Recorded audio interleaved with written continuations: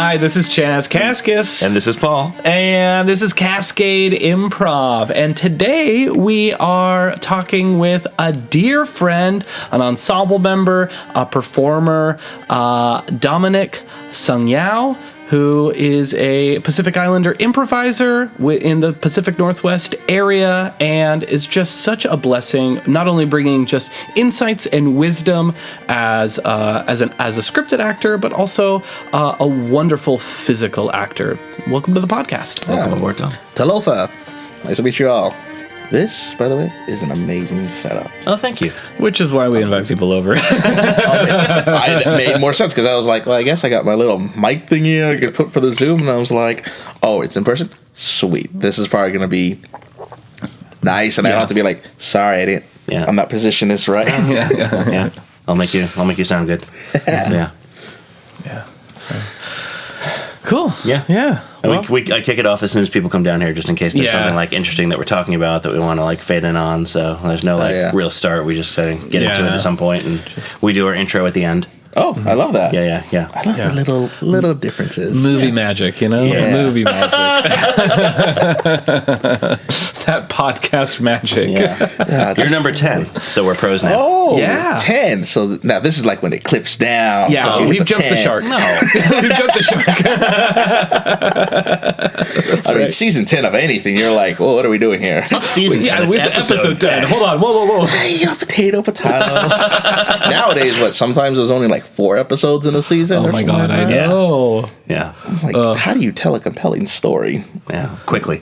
Yeah, quickly, and also because Netflix are like, well, yeah, we could do like an hour and a half episode. Yeah. Okay, I guess it's not the 22-minute episode that we're all used to. And did you see that thing that Matt Damon was talking about, how they have been told to rehash the plot line over and over again because the producers or the executives are like, we know that people are just not really watching it. Yeah. It's just on the side, so we want them, they're hearing it, so we need to retell it. And I was like, Yeah. wow. I did hear that. Yeah, the idea that it's like you need to tell people the premise of your show, it's like 5 or 6 times. Yes. It's Shakespeare all over again. Yeah. Oh my God. Yeah. Right. 2 households, both alike in dignity, in Fair Verona, where we lay our scene. Here's the entire plot that you can expect. All right. And with our 2 hours traffic, like, all right, you get it? Okay, you drunkards. Let's now get into the thing we just told you about. Yeah. And to catch you up halfway through. Yeah. Right. Yeah. Wow. Yeah. Imagine doing an improv scene, having to rehash it 5 times. You know, I mean, you joke, but I kind of teach that in 400. Yeah. Of like, hit your objective, and when because you know, for me at least, I'm such a school of discovery and not invention, right? It's not like we're coming on in. It's like we stumble on these things so much, and so when we stumble on them, like, you should be picking them up. Right? Like, I should be looking for it in you. And when I hear it out of your dialogue, I should then reiterate that and be like, hey, you had said that you wanted blank, and make it explicit. So everyone on stage, off stage goes, right, heard, that's the objective. Okay, now we know the tangible thing that we're working to. Yeah. What's the intangible? What's the emotional thing, right? We've got the objective, and then we've got the promise of the scene, right? And the promise of the scene is that more emotional, gushy thing, and it's like close to stakes, but like, okay, so we get to have our objective, then we get to establish what the stakes are, so we know the ending of our scene, but then it's like that promise of the scene is like, that's kind of why we're at the theater. Right, but it like nail it, because we're making this shit up. Yeah, and we just did that workshop. We were there. Yeah, I was there. The way that they had presented, I was like, oh my God, it was like clicking on like, hey, there's the objective of the premise of what the scene is, because I was always from the foundation of the emotional objective. Like, I'm like always going to that, and I was like, it never clicked of like, hey, if you say, all right, we ready to go, that you set the objective of the scene, like, the scene is over once we go. We're ready to go in the car or whatever it may be. And I've always played of like, you know, the importance, the emotional objectives. And I was like, oh, but there is that. You got to add that to connect it and make it like a full, complete puzzle. Yeah. And when we did that workshop, I was like, it's like clicking. Like, okay, I can see it from this perspective. Yeah. As of like being in it so much. Yeah. There's There's another conversation. It's on. This is going to be the most redundant sounding sentence I may have said on this podcast yet, but there's another conversation on the podcast In Conversation with Dave Morris and Jason Geary, where Dave Morris and Jason Geary and Joe Bills, where they are talking about, one of the things I mentioned is the 3 different sort of like corners of where your improv scene may be. And they talk about the idea of it could be story-centric, it could be scene-centric, or it could be, what was it? They said story, scene, and game. That's what I would have guessed what the third one would have been. And if you're focused on game, then, and it's sort of like the idea of like, it's like modes of improvising, right? And when you're in game, you're focused more on like the object of the scene is, or the objective of the scene is comedy. Yeah. And if it is story, then it is objective based. Like we are trying to achieve a thing. And if it's scene based, then it's relationship based. And it was Jason who mentioned like, well, you know, like the real art is being able to like shift between those things mid scene. And I feel like that's where we're kind of like in our conversation, sort of like circling the drain of like that nexus right there of I am telling a story, but also it's more about the relationship, but the two can't live apart from each other. Yeah, I love that 100% because I was talking to folks and I was like giving some notes of them and I was kind of explaining like some of the things the game part, they were missing the game mode. You know, my favorite example was the idea of like, if you play the blindfold game, it's about risk. You know, you should be moving all around. You should be like possibly falling off the stage. Yeah. But if you don't do that, if you're like stationary or you're playing risk, you're not applying to that game, to that mode. Yeah. And so it's just fascinating. I was like, oh yeah, well, when you play like the alphabet game, you should like try to, you know, yes, gear towards the story, but also kind of just like throw, you know, play the risk of maybe say the word first and see where that takes you. Or like when it's a physical game, being in those funny, awkward positions of where you're set. Like I remember, I think, was it you? I did that one. We had Connor was like, there was the intercom. It was like, no, the intercom's down there. And it was like right at Connor's waist. I was like, that's the physical part. That's what people are going to love. But it's funny, just like, I love hearing that. It's like, it's those 3 modes and being able to shift. I'm like knowing like, oh, yep, let's honor this again. Oh, let's honor this. Let's go back to this, shift this around. Yeah, right. And when you find yourself in one corner, knowing that like you have there's a certain, like you're in that corner for a reason and there's certain expectations. And when you shift from that, like be doing that, like, I don't know. I want to say intentionally, but it's so hard to like talk about intention in improv when things are happening at you at the speed of offers. You know, like, and there's intentionality and focus, right? Yeah. Like that you're paying attention to what's going on, to everything that could be in front of you, that the things you could be doing, given all the offers you have. I don't think we're not aiming for intentionality like, oh, I'm going to do a scene and I have it worked out in my head. Instead, it's okay, what's there, but I'm not gonna drop offers because I'm super laser focused on the wrong thing. Yeah. 100%. I think there's also the level of like intentionality of, I gave this note to someone about like with the physical part, if you're walking side by side, you know, on stage, you're pacing, that means you're nervous, you're anxious. Your character, if you're just walking side by side because you're worried that you're doing an 11, that's you're taken away from that, right? And you're not having the intentionality, right? 100%. Yeah.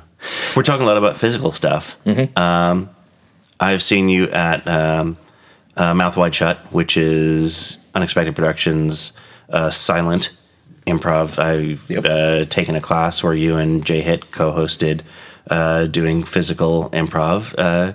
Tell me about that. Tell me about like what your passion for physicality and physical improv. Oh my gosh. I don't think you have enough time for that. We usually run about 90 minutes. Oh, so, yeah, perfect. Well, so Mouth Wide Shut was my first ever show. long time show and all that stuff. I had taken a class with JJ, physical, just the way he talks about it, the way he studies about it, and he still studies.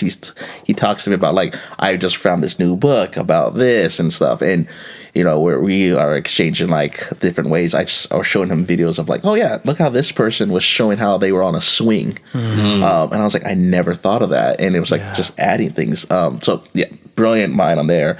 And I took the physical one, and to me, it was something that, I think people talk about it, like if you're ever natural at something. This is the only time I've ever been like, oh, I must be, because people would ask me like, oh, why'd you do that? Or like came up with it. Like, I don't know. It just made sense. I naturally went to go down and physically create this. I physically was already in the motion when when the lights came on. I automatically was just naturally doing that. And people talk about, I think I've talked about it with you sometimes, about like when I ask you like, hey, could you explain like the genres, the stuff? And you're like, well, I know how to do it. I've been trained on it. Yeah. And to give me, if I was like, I need a full analytical breakdown, you were like, oh, it's going to be a little bit. It's going to be a moment. Yeah. Yeah. And I feel like that's kind of like with the physical and stuff. It's like, I would have to really break down, like, what was I in my mind taking it step by step and thinking with it. But yeah, no, the physicalness, it's something that's, is often overlooked at times, and the fact that I think I just lucky with it, that it came natural, that it made it so like, oh, cool. Now I just got to focus on making sure I have a storyline, that I'm building a relationship and everything, because I'm already building out whatever room we're in or the environment and interacting. But yeah, no, it's physical, jeez. And the mouth wide shut, that whole thing blew my mind. I think I got to perform with you on like the third ever mouth wide shut, and that was like the first time we've ever performed side by side, other than you being my teacher. And I just remember learning so much from like how you were moving and how you were interacting. I was like, oh, yeah, you can do that too. You can be this, because I think we had like a little scene with like angels in prison and hell. I don't remember, but I just remember the physicality that you were bringing. I was like, yes, which is the dark Neil Simon show, Angels in Prison, on HBO this fall.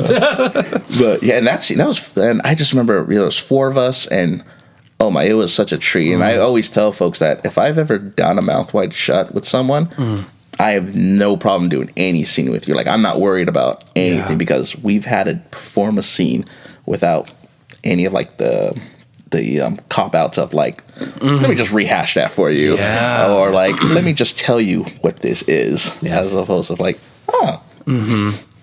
what a fascinating like lens of language being a cop out. And I fully agree.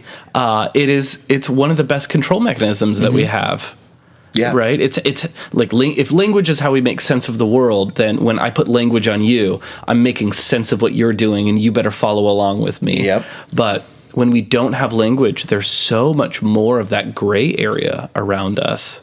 Yeah, and I feel like when people talk about improv, of the free fall aspect, and if you ever do a silent scene, that is your best example of that free fall. Like, if you are having trouble understanding what free fall is, do a silent scene. Understanding like when your partners, well, obviously you can't tell because you're on a podcast, when your hands are moving around in one way, and they're like, "Are you stirring a drink? Oh, are you?" And then they do something where they start rubbing it on their face, and like, okay, guess it's not a drink. It must be something else. And then knowing I just got to go with it. Just go with it. And trust it's fine. I think one of my favorite things about doing the show Mouth Wide Shut and silent improv and doing that pantomime work is there, and maybe Paul, you and I had talked about this in a previous podcast, but that there is a moment where improvisers start to distrust joining, and they start favoring this idea of juxtaposing, where I give an offer and it's more interesting to disagree with it.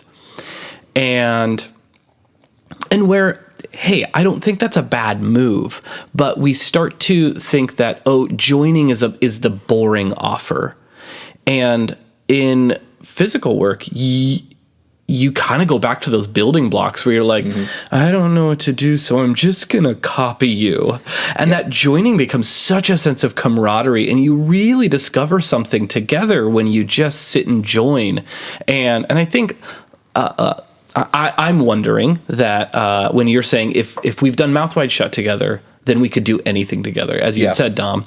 I wonder if there's something about that. If we have trusted this silence and this vulnerability and the fact that we could just sit and join and discover something together instead of you see what I'm doing and you do your own thing, which I think sometimes can be the mindset of juxtaposing, right? Like, I wonder if that idea is like, yeah, we're on the same page. Yeah, I think that's 100%. You have a nail on the coffin on that. That it's not just... We've done that scene silently, but it's that level. Yeah. I want to go back to something that you had mentioned earlier where you say, sometimes the lights go up and I'm already doing something. Yeah. I would love to just like get into the minutia of that moment of we get an offer from the audience and lights are coming down, lights are coming up. And in that, there is, as you had expressed, obviously, it's not 100% of the time, but oftentimes we find ourselves with that inspiration. What does that look like? Kind of slowing down that moment. Where do you get that inspiration from? I hear the word, I get the suggestion, and I think from breaking it down, I think a lot of the first thing I kind of think of is where does that word take me? Mm-hmm. What is that location? And then I think I just go with what is that task? Yeah. Mm-hmm. And I think at the same time while I am doing that, I'm also moving my body into a position on the stage. Sometimes it's in sync with like, I am... that made me think of a beach, and I'm naturally going to the front of the stage because I want to interact with the water. Yeah. Or sometimes I'm thinking of, that just reminds me of a bakery, and I'm just kind of like walking, and I'm like, I should be carrying something because that's what I'm doing. And then at the same time, I'm also like paying attention to where everyone else is on stage. Because, I'm pretty sure we've all had this fair share of, we turn around and everyone's gone and you're like, I guess it's just me. And then so that itself, I think, comes up to another inspirational piece of like where I was like, I'm on a beach. Here we go. Mm-hmm. And I'm just going to like the first movement is just enjoying the sun. Mm-hmm. Nothing that immediately makes it like, what's he doing? You're just like, this person's enjoying themselves. Yeah. They're relaxing, and then start building out what am I doing how do I establish that this is a beach? How do I give the little hints, or sometimes the big build up, or something? It often just depends on the suggestion. I think sure the inspiration. Yeah, because if you get ennui, I'm sure there's a little less. What location is ennui? I have never heard of that word until I did improv. And how many times I have heard it, I'm like, did I miss something in high school or college? I feel like it's a Seattle thing. Ennui. I mean, I do think that when you get a group of people who are coming to see a more fringe art form on a date trying to impress the person that they're hoping to sleep with at the end of the night, you're going to get things like ennui. Look how clever I am. Look how... Can I get a genre? Film noir. Look how clever I am. He's read a dictionary. Ooh. And he took me to improv. Now that's exactly what I'm going to think about with all these. Like, when I get a suggestion, I'm like, what is this? Yeah. Who are you impressing here? Because that makes perfect. Now I got like the ends. I got the people that are trying to impress people, and then I got the other side. It's like bathroom. I'm like, cool. This is what you want to see. Wonderful. Oh yeah. There was a old teaching that I got one time where we were talking about the idea of CROW, right? Mm-hmm. Character, relationship, objective, and where. And there's sort of there's always this like question that people have. At least I've been a teacher for a while now, and at some point in time, students are like, "Why is it CROW? Is that what makes sense?" And I remember being a young improviser and being taught that, well, it's the order in which we establish things. You first establish your character. Then you establish, once we've established our characters, then we have relationship that's assumed after that.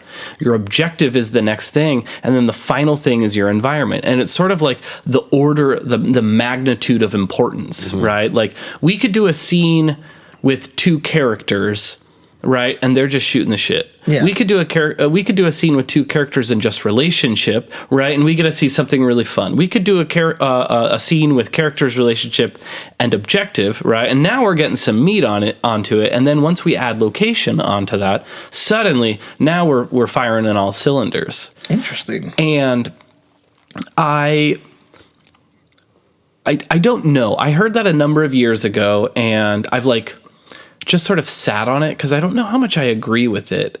And hearing you say, well, the first thing I start with is location. Yeah. Yeah. How do I feel about this? And then where am I? And now what am I doing? Yeah. Right? Like it's fascinating hearing your process going in the reverse.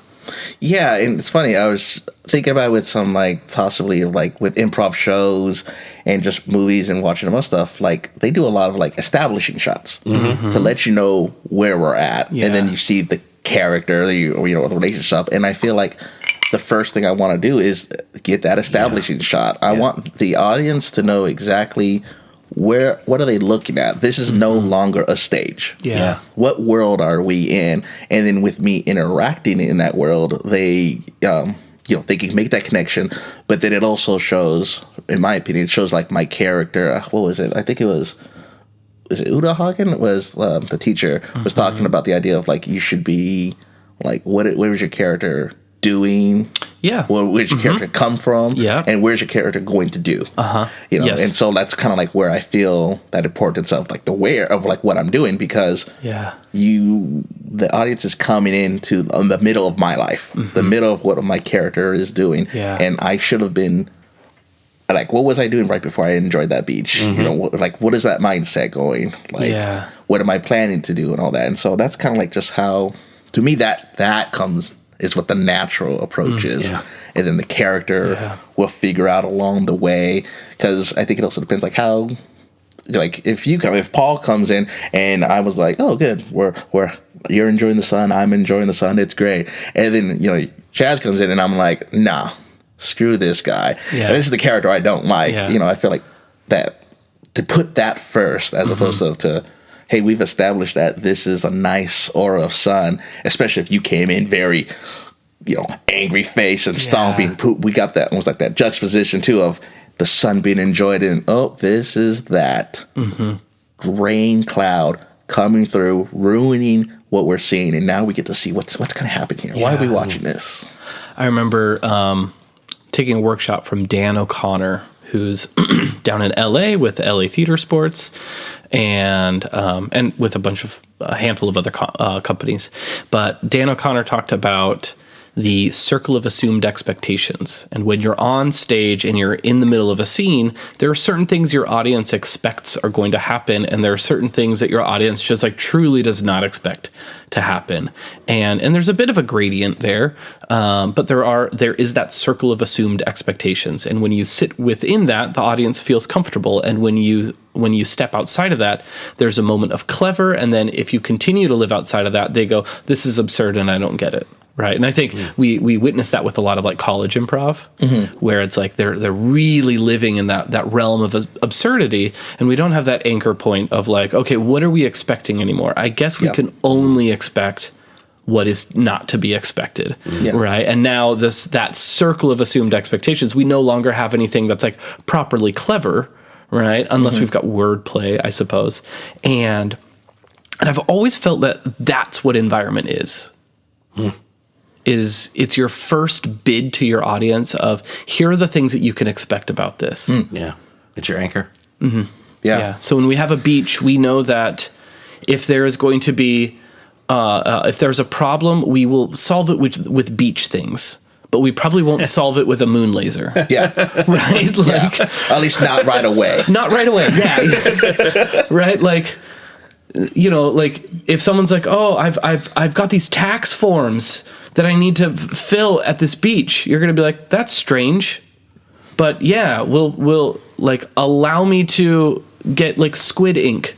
Yeah. But you're not going to be like, it's a good thing I found this fountain pen. Yeah. No, 100%. Yeah. It reminds me of the Patty Styles. She's amazing. I love learning from her. She was one that really helped click a lot of things in my head, like the way she talked about encouraged play. But she was talking about this idea of like, you know, people start off when they hit the genre and they get like Western, and you know, everyone, the first thing they do, they grab their hand and they pretend they're cleaning a glass, you know, like, and they establish the bar. It's always the same thing. And she was like, well, why can't it be a campfire? Why can't it be on horses? Why can't it be out in the range? All those type of things. And I think, like, especially when you get a suggestion that is, you know, when it's not a give me a room in the house suggestion, when you get this such an open, broad thing, or like a little bit directly where folks are automatically thinking, oh, it's going to be this. And then you hit that environment with that first offer of like, oh, I didn't know we could have a scene here. I didn't know. Now I'm curious. Now I'm interested in where we're going. And then, you know, we bust that with the moon laser and all that stuff later on, ruin it. But it's just, you know, it's that little captivating thing that I think it's kind of like exactly what you're talking about. You are, how long have you been with the company with Unexpected now? I think this is my second year. Second year? Second year. Second year now. And tell me about your start. How did you find improv? Oh my gosh. So I was doing acting. I've always loved being limelight, spotlight, all that stuff growing up as a kid and stuff. But I never did any acting classes. I did one class in high school. And oh my gosh, that was terrible. Our teacher just left us alone, and so I was like, "Well, this is not great for high school students, but whatever." And then I was like, "I don't want to do this. That's not fun and learning." And I always thought about taking it in college, never did. So like people talk about like, "Oh, I went to Western." People talk, "Oh, did you do the improv?" I was like, "Nope, did nothing connected to any of that stuff." Okay, and so I feel sad I missed out, but you know, I got my own experiences and everything. So it was like 2019. I finally had a decent paying job, and I had that question of, well, what do I want to do? What's something I've always wanted to do? And I was like, I've always wanted to take an acting class. And then so I took an acting class, and I remember the first day there was this sense of this is it. This is where I belong. There is no other creative outlet that I've ever experienced that doing this scripted scene made me feel. And I was like, this is it. This is what I'm doing. And so, you know, I was like, I'm 100% diving in. And then, so that's 2019. And then 2020, obviously.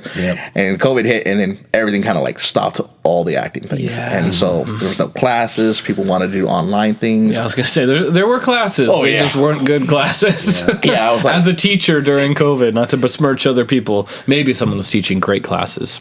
So much it probably wasn't me. But, you know, it was like this idea. I was like, I do not have the background knowledge to understand when I'm talking to a screen to remember what it was like talking to a person to pull from. I just don't have enough experience. I knew that. And so, you know, the acting classes wasn't going where I was doing self-tapes. It wasn't going anywhere. And I was like, I need reps. And I was like, you know what? I could get reps? Improv. I always thought that was cool. I never done it, but I was like, let me set it up. And oh my gosh, the way how that happened was all by chance. I was on the wait list for Improv 100 and 101, 100, and I wasn't too sure if I was going to get to it because Jill, my first teacher and everything, talk about luck on that, she had emailed me that day, like at 10 a.m., hey, the spot's free. I did not see that email until 6:30 p.m., 30 minutes before the class. It's a 20-minute drive. I was like, and I just gotten home on a long day. I was like, I don't think I want to do this. But I was like, no, I should do this. And then, you know, I went down there. She greeted me with a big smile. I was like, oh, I feel so welcome and everything. And then we did our first scene. And it hit just like my first acting class. That first scene, I was like, this is it. This is where I love it. I want to be doing this. And as you know, I kept on taking more classes. As I kept on going, I just fell in more in love with improv just because it was more than just the reps. It was the ability to really just go into these worlds and, you know, as versus the scripted ones where it's like, hey, this is my vision. Yeah. And I want you to get my vision right. It's like, hey, let's create a vision together and see where we go. If we what is that we each bring a brick and we'll build a castle. When I heard that, I was like, I love that. And so ever since then, I think that was like 2020, the end of 2022 was my first improv class. And then I just nonstop, I was like, this is what I love. And even then I started, and it's been great because it helped my acting out. I used it back and forth. But I was like, I know some people like they do acting, they do improv and they go to acting. It's like, oh, I'm not doing improv anymore, or like go vice versa. I was like, no, I love both. I have to have both because they both they're like opposite sides to this one big form of this art that I just love being a part of. How do you find tell me more about the juxtaposition between scripted acting and improv? There's something about when you get you've done acting. There's something about getting the lines, you know, even if it's just 2 lines, and like, cool, I'm going to spend a week trying to figure out how I want to say this line. How is the emotional thing, you know, how is, like, am I really factoring in what was my character doing before? What is my character doing now? And just dedicating so much time to trying to like nail it. And then there's the opposite side of improv. I'm just going to say this one line and we'll see where this goes. It might be hilarious. It might end up in crickets.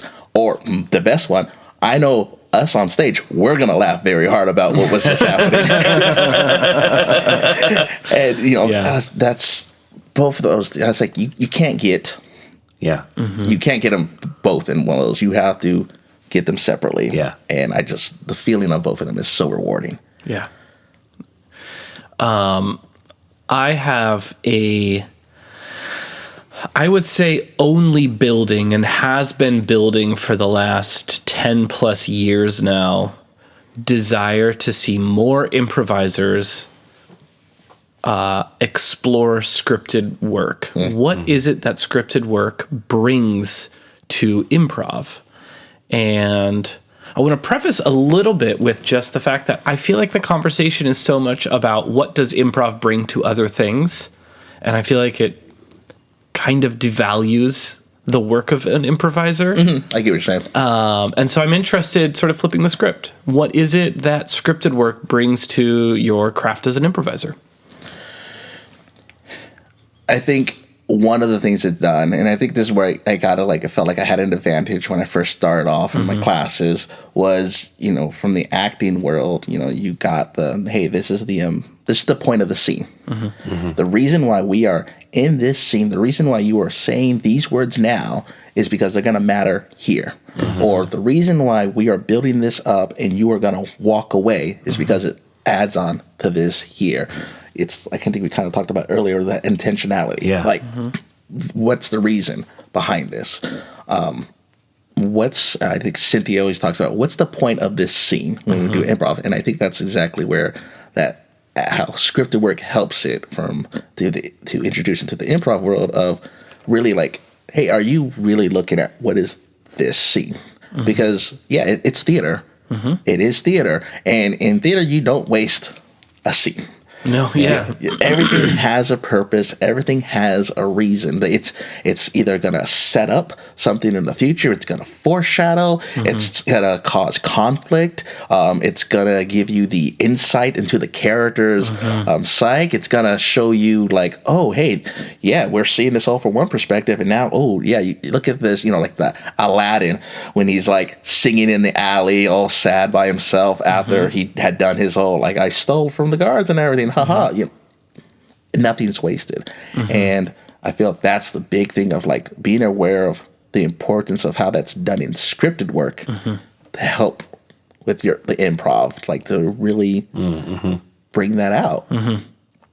Yeah, I don't know if that made sense. Absolutely. Yeah. I think about how many times, like, early on in a scene, I've said something kind of offhand because it's clever. Yeah. And then 2 minutes later in a scene, I'm just like, oh, past Paul gave present Paul a gift. Yeah. And now, like, that's a setup, and here I can go and use it. Yeah. What a delight. Yeah. And then also I think there's also something like with like the character change as well. Like being aware, like I remember I did a scene with Angelica, day one, shout out. And we did this thing where we were like one of those fighty couples, and we were we were using metaphoric, like car metaphors to explain why the other partner is insufficient in this relationship. And so the crowd was eating it up. And I remember I said something like, well, some cars depreciate faster than others. And the audience went, ooh. And I was like, I know I went too far. I'm the villain in this scene. Yeah. I need to lose. Yeah. I'm not the one. I can apologize. Like, I have to be the one to apologize if we're going to be together. I'm the one who has to mess up, or I have to be the one that she realizes that she's so much better than me, and that's where the scene goes. Yeah. But I think that's another thing with the scripted where it comes in of like, hey, if there's a moment for the change, have that moment. Make sure you look for it. Make sure you honor it. Especially when, if it was scripted, maybe we would have just kept on going and no one would be a winner. But because the audience gave you that, ooh, we don't like that. Now you're like, cool, we're going to honor that. Yeah. We're going to change the script. Yeah. It's improv, but we're going to honor that and give you still like the story that you deserve. Yeah. I have recently, because as both of you have taken my 400 class, know that I do my my lecture class where I lecture on narrative. Right? Which, for the record, I want people to know, I loved it. I thought that was the best class of the 8 classes I took with you. Thank you. Yeah. Thank you. Well, I don't want to insult your other 7. No, I mean, they're all good. I'm just saying some people think I'm not going to get up on stage, so I'm not going to show up for this class, and I think those people have missed out. Yes. Without naming any names. Without naming any names, but you know who you are. It is funny how often, and I am so specific to warn people, or not warn, but just I don't want to trick anyone, this week is going to be a lecture class, and this is what it's going to be. And, I tell them week 1, and then the week beforehand, hey, by the way, next week is this. I don't want anyone to walk up and be like, oh, shit, this is that week, And yet the amount of people afterwards who go, that was actually really good. Mm-hmm. Yeah. Okay, thank you. That's where it's important. Yeah. Okay, well, thank you for all your You're compliments. welcome. But going back, as I've been going through this this class, for years now, I have been noodling around with the what is the role of your beginning, middle, and end, and something I've been focusing on is, what is the role of the beginning and how does that relate to the rest of the scene? And it's in that a little bit of what we're talking about of we're laying down the foundation. We're planting seeds that then get to flourish throughout the scene. Yeah. And it's all that discovery, right? Past Paul gave present Paul such a gift, right? Of we're scattering seeds in the beginning, going, some of these will bloom, not all of them, right? And I think the idea is, as we become better and more proficient improvisers, no, all of them bloom. Yeah. Right? Yeah. There isn't a seed that doesn't get tended to. Yeah. And we're listening so intently to our scene partner and to ourselves. And that idea of listening to yourself, I feel flies in the face of a lot of teaching about improv, of where we need to be clever. Oh, well, we shoot for art, then we settle for comedy. Kind of that idea. Okay, so it's not about me. I'm listening to you, not my ideas. But then eventually you get to a point where you're like, well, but I'm surprised by the things that I'm saying. And I don't need to like double down on my offers necessarily, but I shouldn't disregard them, right? Like we back pocket all of these things. And so that's been something that's just been like top of mind for me about what is the role of the beginning. And it's not just establishing the who, what, where, right? Your crow or your core, right? It's not about just establishing that, but it's also establishing the game of the scene. It's about establishing what is the circle of assumed expectations, what is the genre of this scene, right? And genre can be as heavy or as light, right? We can be like, oh, this is obviously a very Bertolt Brecht sort of genre, or it can be, this is just like this is a little bit heavier of a scene. Yeah, it's not as light, right? And that's still its own genre and style.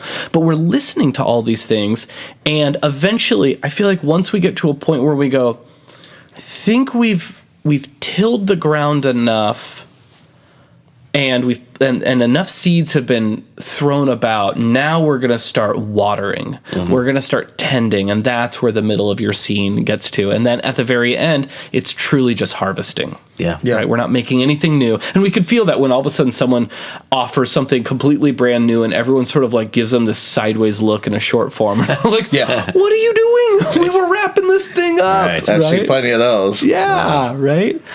I mean, we've done plenty of those, right? And I think that's very interesting too. Of like also like kind of it's funny that you mentioned like applying that of short form versus long form too. Of like, hey, in the beginning, you're from a long form perspective, you're establishing why is this different, and yet still equally interesting than the previous scene that you just saw. What's it? Oh, yeah, that was lighter. Oh, you're topsy-turvy. This one's heavier. Yeah. Hey, there was 10 people on stage. We have one person on stage by themselves. Like being able to, when you are planning, all those type of scenes of also that second level of that shape of show of also like, hey, what is, being able to connect still with the audience. Because, if you're not connected with the audience and you're like, oh yeah, we're just going to keep doing this thing. I mean, how many times do they want to see a 4-person scene back to back to back that have the same format where it starts off with 3 and the 4th person comes in, does something wacky, you forgot the plot, and then we end, and then we do the exact same thing. Yeah. So I love that because it has a lot of weight. But it can go to so many other directions too. It's like it's not just like, oh, make sure, like you said, not establish core or grow. No, it's all these things that's like your first moves, your first impressions. Yeah, it's very important. Yeah, I always get so I truly get very nervous teaching this narrative class. Every quarterly, right? I get nervous teaching this class because I'm so afraid of the student who takes it and goes, it's a checklist. This is how I do improv now. Yeah. And like, it's a checklist for the naive person who lives life with checklists, right? The way you write fiction is the same, right? Like, you want to. There's every Pixar movie is the fucking same. Every Pixar movie is the fucking same. Yeah. But they're different, and they're all different stories, and they're all interesting, and like people go and see them. But there's an arc, and that's okay. So I think people who are paying attention and watching both of you on stage, like you mix it up to your point of like it's not always the same scene of 4 people. It's like you find ways to take the elements of what is a good story and what is a good narrative and what is compelling to the audience, and you find different takes on it. Yeah. And that's what keeps it interesting. Yeah. And I think all entertainment is like that. Like you're looking for the balance of what is new and interesting and exciting and what is familiar. And when like both of you can like juxtapose that just right, given you're on a beach or we're doing Shakespeare or whatever it is, like then it's magic every time. Yeah. And I also say that those people who are like the checklist, I mean, exactly what it kind of, also that's just what they do. Yeah. Because it's also in this improv journey that I'm still on, it is interesting to see some things where like some folks, that's not the way that I do improv, the way I see improv. That's just not how they see it. Or whether it's they agree or they don't understand, it's just like that's just how they perceive it, and that's the beauty of it too. They have their own way of how they do it, and sometimes our views will clash. Sometimes they will merge together, and we get a great scene. But I think that's also like, the worry about the person who's going to be the checklist. I mean, they're probably going to be. They'll checklist. They're going to checklist anyway. Yeah, and it's the aim for me always is highlighting the things that are already happening in your improv scene, so we can be aware of them, not so we can try and script it and follow these things and like point out to the other person, you did this wrong because there's so many times where we can throw these things out of order, but more often than not, when we're just running through a scene, and we see this in intro level improv classes all the time, where you watch improvisers do this lovely, beautiful scene. And of course, there's like rough edges to it, but by and large, they did the thing. Yeah. They told a great story. And your notes at the end are kind of like, I mean, you did it. You did the thing and it was good. And like, sure, we could have had more stagecraft, and sure, like there were a lot of offers that were just left on the roadside. And like we could have made those things important, and maybe we had an objective that got left and we found something else, and there's some of those sloppy things that we want to tighten on up, and so we give those notes about that. But at the end of the day, they're doing the thing that I'm teaching in 400. Right. And even when you're watching a scene that doesn't follow this format, you could still see it in there. And so highlighting this, like, this is what scenes will have in it. I think that's what's important. And I want to highlight those so we could watch other people's work and go, okay, how are they doing these moves? How are they doing these moves? So I can start to internalize that, not so I can sit here and be like, oh, thank God, now I've got a script. Yeah. Yeah, this is the blueprint for success. As long as I hit this, we talk about this, we find this one conflict, and then we resolve this conflict in a funny way. Boom. It's like, no. Which right there is like the heart behind why when I teach that once upon a time, the 7-line story, once upon a time and every day until one day, because of that, until finally and every day since then, right? That is all just advancement moves, not expansion. Yeah. Right. None of those are expansion. Our work is to do expansion, but we can't sit there and rely on, if I do this, I'll have a great scene. It's like, if you do that, you'll have a story. Yeah. But it'll probably be everly forgettable. No, exactly. Especially if it's like a story that it's predictable. Yeah. It's a story that, like, especially if you're setting it up the way that it always comes through. It's like, okay, well, you're gonna yell louder, and then one of you is gonna calm down. Yeah. How do you keep it fresh? I look at some improvisers and I'm like, oh, yep, this person is doing their thing, and I've seen them do their thing, and it's good and it's entertaining. But I'm kind of curious, like how you think about keeping it fresh. Funny, this is something I've just actually done more recently, because we're doing Mouth Wide Shut. I forgot what it was, and we got Sword. We get Sword, and Sword's a very popular thing. Also, like when we talk about the game of the mode of the game, a sword is always great, and especially in a physical silent scene, because you need to fight. And I remember it came up, and I remember the first thing I was like, ugh, sword again. And I was like, I know what we can do. There's a lot of little bits we can do. You never know what's gonna fully happen, but we'll discover new bits. But I was like, it's always a sword fight. And I remember I was like, I don't want to do that. And Jay had he came out first. He had a sword, and then I came out and I grabbed like a sword off the wall, and then I just put it down as if I was a sword maker, swordsmith. Yeah. And I was just like, oh, that was nice. That was fresh. That was nice. And for me, I think as I'm still forming it out, it's also being aware of, like, if I see like the formula, like, it's setting up to this thing that I've done before in the past, and when I really want to keep it fresh, it's like, no, don't do that. Don't do that either. Do the opposite, or take it to an extreme that you never thought of. Almost kind of like that new choice perspective. Because sometimes, I think you talked about it, Chazz, about like sometimes people fall into patterns, habits, and everything. And I was like, okay, it's been like 2 years. You know, sometimes you get the same suggestion over and over again. It's surprising, but you get like the things. That's why, especially like what I talked earlier about, like Patty Styles, with the whole every scene's in a bar. And so that's another thing that I try to keep it fresh. Of like, if I hear a suggestion that's familiar, or I've done like with the beach, I've done the surfboard thing like a few times, and so I'm like, if I know, like if I come up, I don't want to plant that surfboard. I don't want to be holding a surfboard. Don't give me a surfboard at all in my mind. I'm like, take it one step lower, one step more. Me and Audrey were doing this warm-up game, and it was like I think it was lists, and we just said park, and we were just, it's like, oh, the bench, the bird, the squirrel, all that stuff, and then it just started going more and more.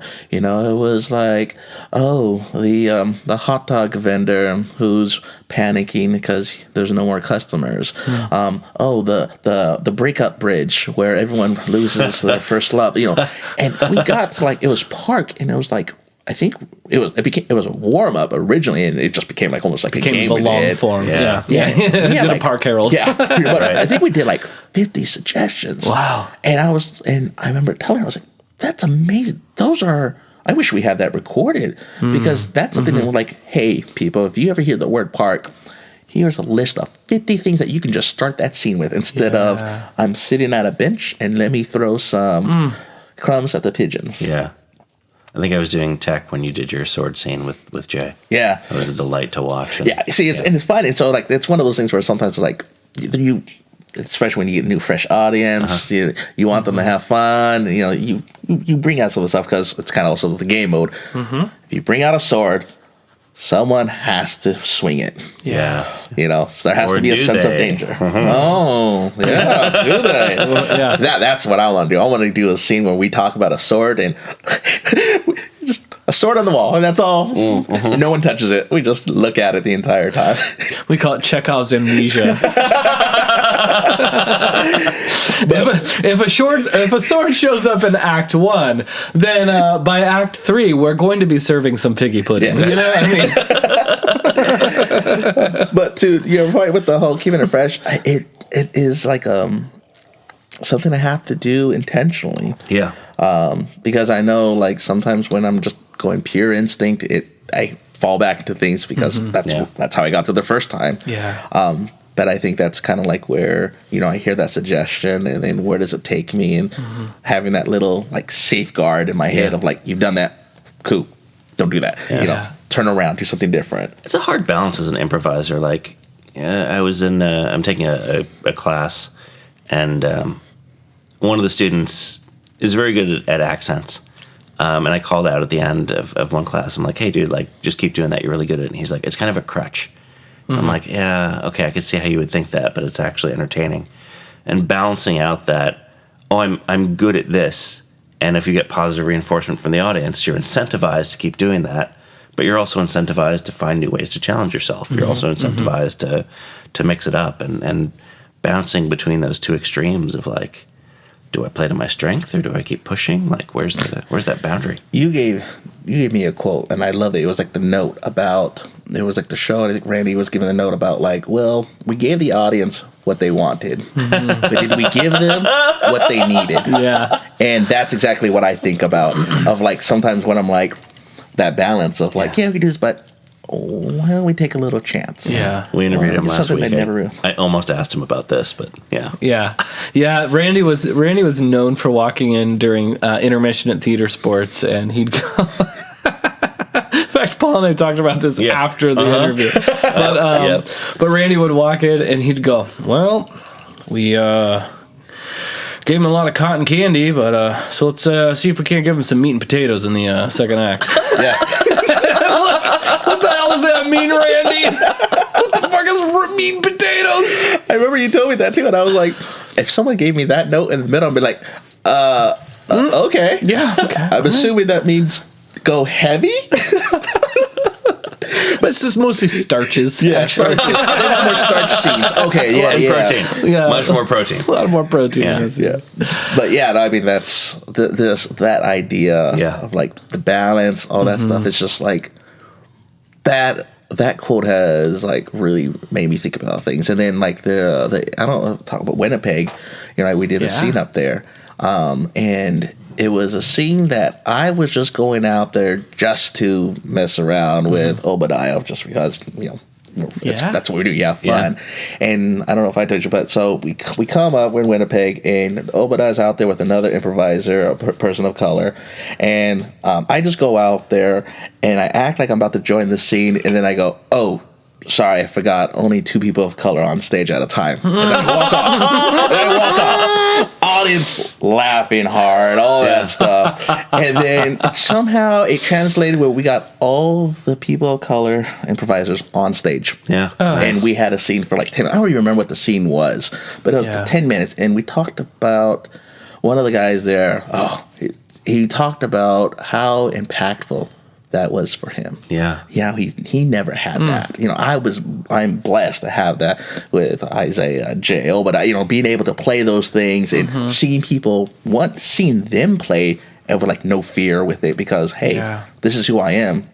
You deal with it, either like or you don't, and like being like, oh my gosh, yes, that's very important. And seeing that I had finally done something like that in how it translated to other people. Yeah. You know, how many other people came up like, that was so inspiring. That was amazing. And I was like, yeah, you never know what the scenes can be for people out there. And it's not like I was trying to go out there and I'm like, hey, we're gonna solve racism in Winnipeg. But it was. But did you? Yes. Yeah. I hear they're not racist anymore. Yeah, That's amazing. They were before that festival. Real racists. That's what I think of when I think of Winnipeg. Yeah. Oh, yeah, that's right. It's all okay. We're moving on to Medicine Hat after this. But yeah, it's just that idea of like, you never know what someone in the audience how they're going to react to it. And as long as you are taking those risks, taking their challenge, it might be something like that, something really heavy, like, a person of color, seeing another person of color on stage. Or it can just be something like, oh my gosh, I saw you sing on stage. I never thought I could never sing on stage. But something about the way you did it inspired me. Yeah. Or just simple, like, you went on stage and everyone else said it was your first duel. And that was so brave. Yeah. And now it's getting me thinking that I can be brave. So you never know. Like, sometimes the littlest things can be so impactful. And so, I take that quote about, like, what do they need? What are the possibilities out here that we might inspire people? Give them some laughs, hopefully. But, what is something that they might be able to take away? Because, maybe they won't remember the scenes. But they'll remember how they feel. And that's going to take them to, maybe they take a class. Maybe they, you know what, I'm going to be more confident at work. Maybe I'm going to be more insightful. Maybe I'm, especially, I love it when we do like those, like, very grounded, but sincere scenes where we are connecting, like, from like relationship fights and the forgiveness, the full arc. And maybe that's something where someone's like, wow, I should reach out to that friend. You never know. And we're never going to know for the most part unless they tell us. But it's just the idea of, like, knowing that that's out there, that it's a possibility because it's happened once. Keep taking the risks for that. And that's exactly kind of back to what we're talking about. Like, how do you keep it fresh? I never know what the audience might be feeling or needing. So I got to be taking those chances for that. And it's moving to hear you talk about just the relationship of that you have to listening and how deeply you're listening, right? And I'm hearing this conversation of, like, how do you keep it fresh for you? And it's like, well, I'm keeping it fresh for the audience, right? And like how, like how sincere and not losing the mindset of we still need to be cognizant that people are walking into an improv theater going, so what's the difference between this and stand-up? Yep. Right? And yet also knowing that like, hey, sometimes we're going to do like, we're going to do an Arthur Miller inspired scene, and it's going to be really heavy. And that will be something that your audience will go, whoa. Mm-hmm. And there are some people who will be like, time to get a drink. Yeah. This is time to go use the bathroom, right? And that's fine, right? The scene's not for them. Yeah, that's exactly right there. Scene might not be for them. Yeah. Oh, well. Yeah, but that doesn't mean it's not worthwhile. Yes. Yeah. I think, it's one thing I always love quoting Chazz, because there's so many quotes you've given me that I use, and I use to other people. It's usually, I've stolen them from other people. Yeah. That's perfect. I don't take credit for it because that's not my style. I have a life secret for you as the 51-year-old in the room. Like, that's all life is. Stealing brilliance from other people. That's Good it. artists borrow, but great artists steal, baby. 100%. Yeah, that's one of the first things I learned. There was one time where I was teaching a class, and I apologize. We'll get back to your question. But I had a student who was asking me, like grilling me about something we had talked about during class. It was all real positive, just like fun conversation. But they were really just like chewing on the cud of the class. And there was a new teacher next door, Brian Wells. We'll have to get him on the podcast at some point in time. Love Brian. He was new at the time. It might have been his first quarter teaching. And asked me a question. I was like, oh, this is totally a Brian question. This is like his wheelhouse. So I bring him on in. And so, we're all talking, blah, blah, blah, blah, blah, blah. And then he goes, well, Chazz has all these quotes, blah, blah, blah. He goes, but the one that really stuck with me, and he goes, and you could probably tell me who said this, but it was, and I don't remember what he said, but he lists some quote out. And I go, well, actually, that was me. That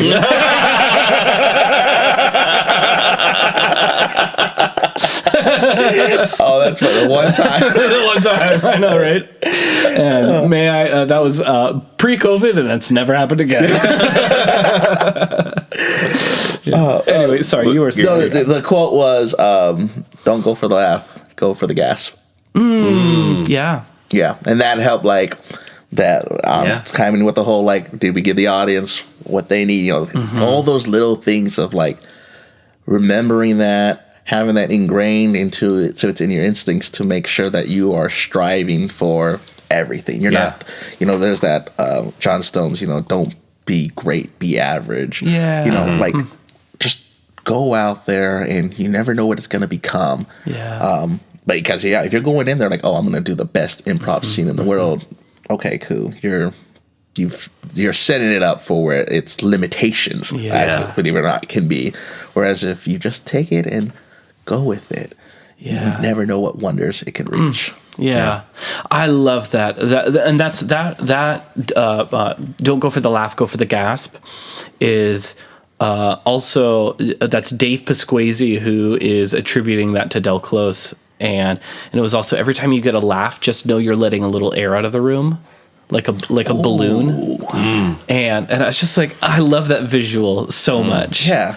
And I think suddenly, like, you become aware of the laugh. The laugh no longer becomes, it doesn't have the power of, that's my affirmation. Instead, now the laugh becomes a tool of, where's the tension? Is my audience still engaged with me? Okay. Yeah. I'll drop something so I get a little murmur, a little chuckle, to like a sign of life, a little, but really, like, I'm playing to build up the pressure. So at the end of the scene, the audience goes, "Wow, that was amazing!" Yeah.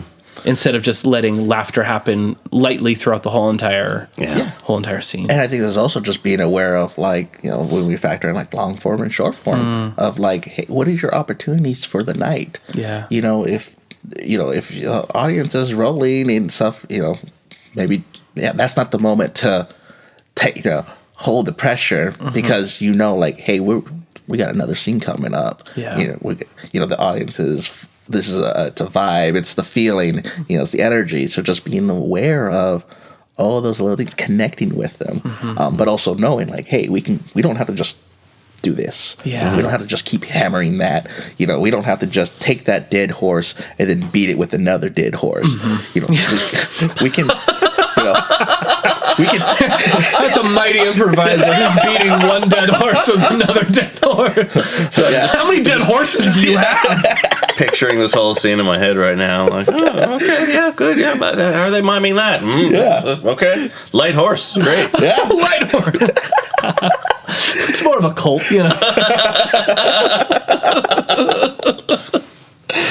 Oh yeah, no. With all that, it's amazing. That's like one of the things I'm like, when you come between the acting and improvised worlds, acting, yes, sometimes that we have perfectly scripted it so you can feel that way. Yeah. And in improv, it's like we just have the offers and the suggestions, and then the way that we gave an offer to each other, and we hit the exact same mark. Yeah. Without going over, hey, we're gonna make them cry. No, it just happened. Yeah. And it's like we weren't planning about it. It's like you have the most heaviest scene, and then the suggestion was pet rock. Hey, that happens. Yeah. You mentioned earlier being an actor of color. How has that manifested for you? What does that mean to you sort of day to day as an improviser? Oh man, good question. Good question, by the way. Amazing questions. Thank you. We're professionals. Yes, it is. It's meant so much. I talk about Obadiah and Isaiah, and that's because I really do. The only reason I joined Unexpected Productions, it is why I wanted to do Unexpected Productions, because I saw a theater sports with those two, and they were just being themselves. And I was like, oh, we can be ourselves, and it's good. Yeah. Because when I first come out, it's like, okay, these are subjects we want to stay in, from a performer's perspective, not just a person of color, but it's like, hey, this is the audience, this is what we want to stay in. You don't want to go too far this way, you don't want to, that's my original thinking. And then seeing that, I'm like, oh, it doesn't have to be that way. It could be anything. And as we're talking, with that quote with what it need stuff, like it can go anywhere. But watching them perform that way, I remember, and I tell the story all the time to them. They finished the show, and then I remember looking at the wall of all the pictures and saw those two there, and I was like, this is where I want to be. Yeah. This is exactly where I'll be. Because at this moment, I had just taken classes. Yeah. This is I think 300 I was in or something like that. But I was like, no, this is where I want to dedicate my time and power to.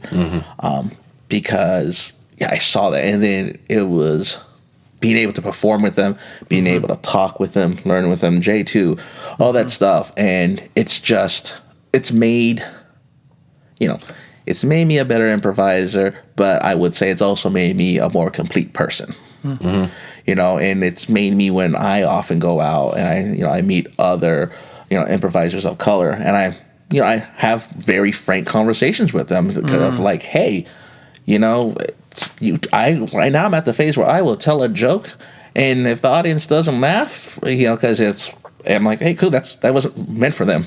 I'm not worried about that.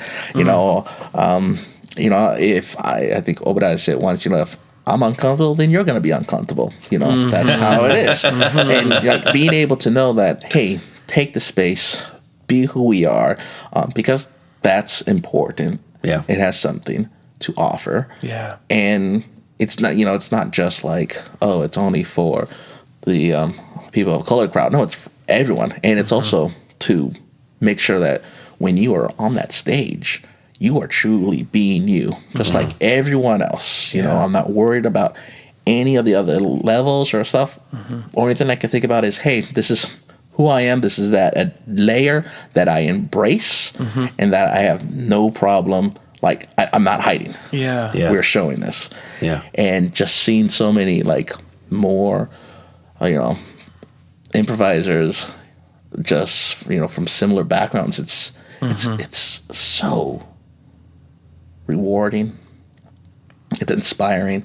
It makes me want to make sure that when I go out there, that I'm hitting all those marks of hey, am I being risky? Am I doing what I'm walking the walk. Yeah. Actually, I think that expression's wrong, but yeah, it's a concept. Yeah. Yeah. Walk the walk instead of talk the talk. Yeah, right? there's something that or you there's something I want to say, like something about preaching as well. Yeah. Do as you say. Yeah, right? something like that. Because I remember I read something about walk the walk and talk the talk is actually not what it means. It's actually reversed. Kind of like that whole blood thicker than water type thing. It's like, actually, it's not that. It's actually reversed. Yeah. So, but yeah, so I mean, geez. It's not like I ever have had a day in improv or a day in acting where, that wasn't present. Yeah. And so being able to know, like, comparing to where I was to where I am now, like, hey, and I'm still not 100% where I want to be. I'm still growing and learning to be more, like, embracing that, seeing those opportunities. And I still find my editor coming out with that additional layer of being like, oh, well, hold on. And I'm like, no, dude, I hesitated. I took that second. But yeah, I keep striving to be better at that.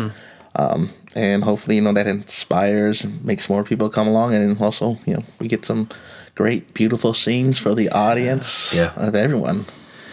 Forgive me if this is something of an ignorant question, and I apologize if it is, but how much is being an actor of color when you are on stage, do you find that to be something that occupies part of your brain space of, like, using this position of power of being an actor on stage in front of this audience? Does that take up space in your processes, or does it not? Or do you find yourself very, like, after the fact realizing, like, oh, that was such a lovely moment that I was able to sort of express, like who I am in my fullness. Yeah, I don't think that's an ignorant question at all. I think it does take up space. I think it's, like, right up there when we talk about of, like, when I hear that offer and I'm thinking of that environment thing we're talking about. It's like all those little things that are part of your instincts that are just, it's there. It's present at all times. And I think I find myself, like, hearing it. Like, I guess I find myself hearing that voice, that part of it, being louder and louder. And not so much in the sense of, like, oh, it's overpowering, but no, it's more like it's having an equal voice and just, like, part of the crew of all the thoughts and things that pop up of, like, the offers of, like, oh, the shape of show. Oh, hey, are we connected with the audience? Like, it's having a more equal voice in my head with all of that. It's another voice, so that's hard when you're trying to be pure. But I think that's it's there, and it has become less like me negotiating with it, and more just taking it as here's just the other instincts talking to me, and I'm just going with it. Yeah. When Tony was on the show, he was talking about increasing representation. Yeah. And I'm kind of curious, like, from your perspective, what can we do? What can we do to support? I mean, as a ostensibly white, straight, cis, hetero. Primarily. Right? Yeah. I mean, it's exactly where it is. Yeah. Like, it's the truth of where we're at. I've worked outside of improv. I've worked in environments where people are like, "Ooh, diversity, bad word," and I'm just like, "No, it's not. It's a great word." Like, I want everyone's different stories. I want to hear their perspective. I think it creates, it brings us together, and it's fascinating. Like, there's so many different people from so many different backgrounds and so many different stories, and they're all amazing. And I want that. I think there's massive value there. So, the question is, like, how do we support that? How do we build more of that?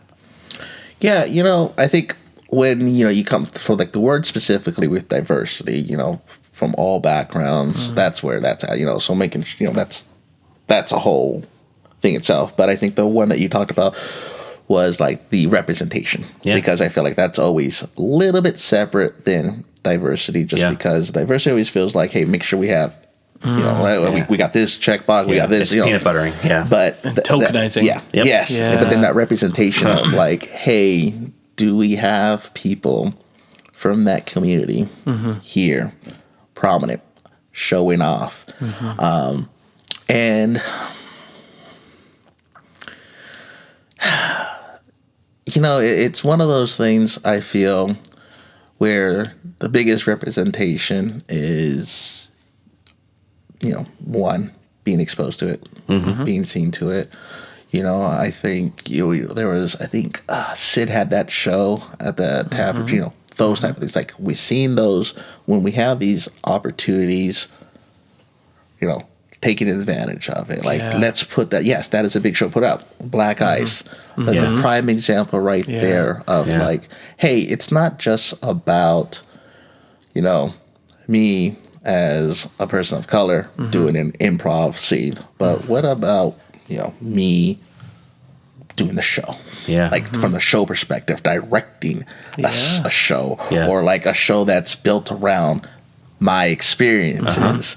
That, I think that's where it is of like, not forcing it, but also like seeing those opportunities, nurturing those opportunities, growing it. It's one of those, as we see in life, not everything always lines up. So it's one of those, like, always like making sure like it's always in the forefront. It's always like, yes, we have this great show, because, it's one of those like, hey, Dom, put up a show representation and stuff like that. I was like, oh, I can't do that right now. I don't know what I would do, right? But like, if it was like, something clicked next year, and I'm like, oh my gosh, I got it. Having that same energy of like, hey, what you did this year, keeping that constantly, so the door is always open, so that we're always striving and pushing forward. Because we don't, there's that thin line of tokenizing, and and then there's also, from my own personal experiences, there's also people who have the representation who may look like me, but don't necessarily represent the exact same things, and so giving that the power can also be dangerous of stuff. So it's like there's not one right way to do things, and no, there shouldn't be. Sure, but just like constantly keeping that pressure up, constantly always pushing for like, yes, hey, we are working towards it. Sometimes we get results, sometimes we don't. Sometimes it's setback, sometimes it's a shot, slingshot. We're even further. You never know. But as long as we keep pushing that as a forefront, boom. And I think that's also just in general, just representation across the board, not just being a person of color, just everywhere across the board of like experiences, because kind of like what we talked about earlier, where you never know what we do on stage and how it's going to make someone feel. We never know. I love that notion of just keeping the door open to possibility. Right. Like, it would be so easy to say like, here's our dramatic show, here's our funny show, here's our moneymaker show. Okay, repeat next quarter. And instead, like, no, let's do Black Ice. Let's do Romantasy. Let's do, what have you. 100%. And like bringing that energy of it also, just like, it's not just, hey, the door's open. It's, hey, the door's open and we are dedicating time to it. Sometimes people aren't at the door, but we are making sure that we are, I guess we're back to that, practicing what we preach, or whatever the expression of like, hey, if we're serious about this, we make sure that we have dedicated time. Because that's where it is, time and effort to it.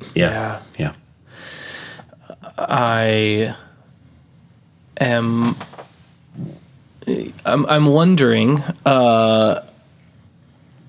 from your vantage, right? I want to highlight the fact that we're speaking from your very specific and unique vantage, right? Preface that like everything, right? So this is my perspective. Right. Not what everyone I'm not shares. trying to monolith you by any means, but from the scenes that you have worked on, from being on stage for the time that you have, what is there something? How about that? Is there something that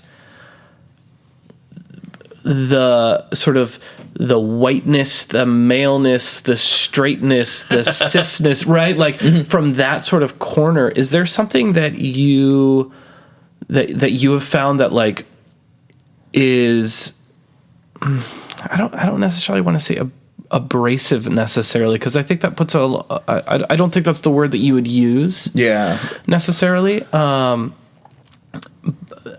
But is there something that you think that someone who looks like me coming on stage isn't mindful of, that you go, I need more white straight men, white cis men to be, or even white cis folk to be mindful of when they're on stage? Is there something? And I guess I'm looking at like how much space are we taking up? Yeah, and it's funny because I can look back from my experiences. It's really mostly just like 99% UP, and for my experience, I have not had that direct thing. I'm not saying it has ever happened in the past. I'm not saying that doesn't happen currently or for certain people, but from when I've been my scenes, I've never felt like, oh, cool, I'm the brown guy in that scene. It seems like everyone that I've worked with, they've all been,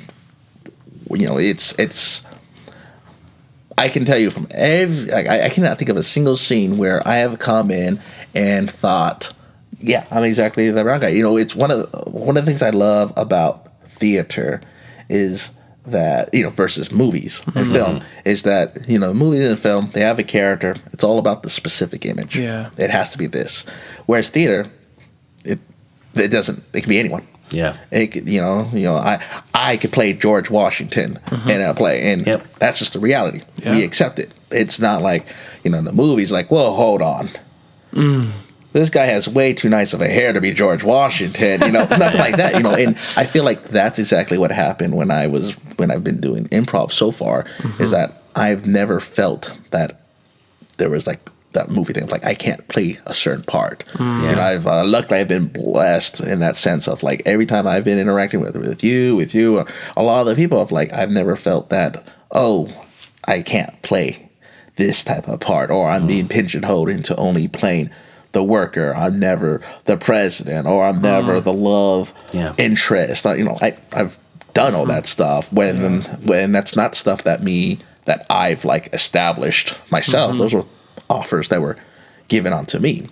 So and I'm sure I'm still fresh in my improv career. There will be times where it'll come up because I love working with brand new people all the time because that's how you grow. That's how you learn, and things are bound to happen from there. And it might be also a time where something talks about something, I'm like, wow, you know what? That actually did fit that criteria. I realized it. But no, it's never. I've been blessed on that side that I haven't had any of those things. I've heard people talking. I've talked with other folks from their own past experience. I'm not saying UPs, but I'm talking about like in their career of like in the art that we do, whether it's theater or improvising or film stuff, and they feel it there. I've certainly felt it there in the acting world, but the improvise so far, I've been blessed. Like, it's not something that's come up, so I'm lucky right now for that. But it's it does. It's not like that thought doesn't like pop up at all. It's like on that, like it's like a safeguard. It's just in the background of my head. If it ever just triggers off, like the alarm goes off, like dee dee dee, like hey, did you know that you've like been the non-important role for 3 scenes in a row, and you have been like, it's not like what was someone had they made it. What's the word I'm looking for? When someone makes an offer, but it's like makes my character. Like when they name someone. Someone endows you. Endows. That's what the word was. Driving me crazy. It's like, hey, I've been endowed by this multiple times. Or I'm like, oh, that person's been endowing me this way. I haven't had that. Good. Good. But I mean, I know it exists. I know. For the record, say I know that exists. Yeah. And I think because we're in such a liberal pocket up here, in the Pacific Northwest. I'm sure that like, there's people who are so hyper aware of that, and probably, there's probably moments where it's to a fault, right? And then there's, in our liberal bubble also probably presents a lot of moments where we are also, we build ourselves up to be more progressive than we're acting. Yeah, and I'm sure there's moments like that. It's funny. I think I've played more of those white characters on stage than I've actually felt it. Like I remember we did this Asian improv jam. Oh, that's another great representation type thing of like finding these communities, and I think being able to provide support and space for the communities. Like, hey, we have a room that's not used on Fridays. It can be something that's rented out a special discount for stuff like opportunity like that too. But I remember it was amazing to perform with nothing but other Asian improvisers. So that was great. And I remember the suggestion was something about bringing your white friends to your like family dinners, or bring your white significant other, something like that. And it was montage. So then when people were doing the scene, I was like, okay, well, it looks like I have to be in this scene. Well, I guess I have to be one of the white guys. But then they jumped into like the middle of the dinner. And so like I couldn't do like the name thing of like naming myself. It's tough. So I came up, and then I was like, well, I gotta establish this. And I paused, and I was like, but before we begin, I just want to take the time to acknowledge the land we're on. I just want to do my part. And people and there was this moment of like, oh my gosh, you're playing that role. It was tonight. And then there was the part they were like, they were talking about like, oh, this is very spicy, stuff like that. And I remember I told my character, I was like, oh, can I say that word? Spice? Like those type of little things. And I was laughing and stuff like that. But I feel like I play those characters more on stage than I ever actually experienced it myself. But I think that's also the beauty when you get to like the representation of being able to do that, and to be like, I mean, y'all know this is messed up though, right? Being able to like, but we can all. Yes. Yeah. Well, and something that as you're talking that struck me is this idea when you're no longer playing, and you look out in the audience, and you look out at the cast, and it's primarily white. Yeah. And suddenly it's like, oh yeah, this is a jam of people who all have, and it's unfair to make Asian a monolith, right? Because Japanese and Korean are very different than Chinese. 100%. Right? Very different than Filipino. Yeah. So, it's like a whole other thing. And so, like, but thank God us white people have decided to try and monolith people and really just boil everyone down to just 4 types of people, right? Yeah. Yep. In that, it's when you're doing theater sports, when you're doing a short form show, and you're looking out and it's like there's mostly white people around me, when you do get to express that lived reality, it feels subversive.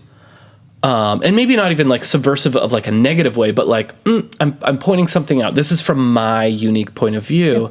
And when you're playing with that, primarily Asian group who's all jamming together, this idea of this is a shared experience, and we all get to sort of like take a breath and laugh at this and like have that little moment of healing, instead of knowing that it's like, yeah, I'm playing a little against the grain right now by expressing that. And obviously this is me just, I don't know, processing through this right now, but I hadn't considered that from my own very white perspective. Well, and I think that's also where it comes to, because that scene happened before I had gone to Winnipeg. And I talked about how like there's that idea of like, now I'm playing where I'm like, I play the joke because that's what I'm doing. I'm playing the joke for me, and that joke may not be for you. I'm not If the audience doesn't laugh, you don't laugh. Cool, that's not a joke for you. Whereas when I had that experience, being there with everyone, it was a joke that I didn't have to worry about. Yeah. But now where I'm like positioning myself where I'm having that same thing where I'm not going to worry about how this joke lands or doesn't land or how, that audience member takes it versus how that audience member take it. My whole thing is about like, hey, am I making a good improv move? Because that's what I'm not just trying to just do things just to do it, but good move, being honest to myself. Yeah.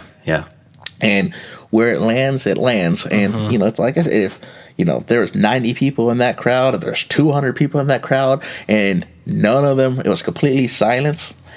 Cool. But if that one person comes after me, after the show, and comes up to me and be like, hey, that scene where you said blah blah, I loved it was worth it. Yeah. 100% worth it. It was worth it with none of them said it, but it's like there's that support of knowing like, yes, that's why we keep doing this, because you never know who it's going to impact. You never know what it's going to mean, and that's the only way you move forward. Yeah. You've talked about going to festivals. What are some of the festivals that you've been to? I've been to the Nashville Festival. I've been to Winnipeg Improv Festival, and I just did the Utah Improv Festival. Not too much, but hey, I mean, it's sort of experience. I've never been to any of those 3 places. How was Utah? Utah, it was a really fun festival. They did a great thing of like allowing the opportunities for the people, the festival attendees, to connect with each other. Yeah, cool. There was 3 days: Wednesday, Thursday, Friday, and Wednesday was they did some shows, and then afterwards there was like I think it was like a big like hang out at a bar. But it was already covered stuff, and then Thursday was like after the show there was a big improv jam session. There was a jam session in the beginning, but then there was like a little like mini after party hangout type thing. Yeah, and and then Friday was the big palooza type thing, and Nashville. That's my first ever improv festival. It felt like a very big like there were some moments like that, but there were so many groups, so many acts, local and coming in, that it felt like it was just like a contract type of thing. And I've talked to some people now. I understand like, there are people who just travel and do improv festival. That's like their thing, they're in, out, boom. And I was like, wow, that is a life that exists. And so stuff like that where it's kind of like a lot of people are showing up because it makes it easy. And for me, I was like, it's kind of, there's not that much connections or stuff, but that Utah there was plenty of opportunity to connect with folks, and I met a lot of folks, talked improv, which is always fun. And it was just a great experience. And they had one of my favorite things that they did a round table session. So it's cool. It was like the middle of the day, after the classes, and they're like, we're going to gather around and let's just talk improv. Yeah. And it was like talking about it was talking everything from like, hey, from logistics, we're trying to get our ticket sales up. We want to, get back. What do you guys are working on? How do you cover pay stuff, to like heavier things of like, how do you tell an improviser that they're not ready for the stage? How do you tell them that, that, hey,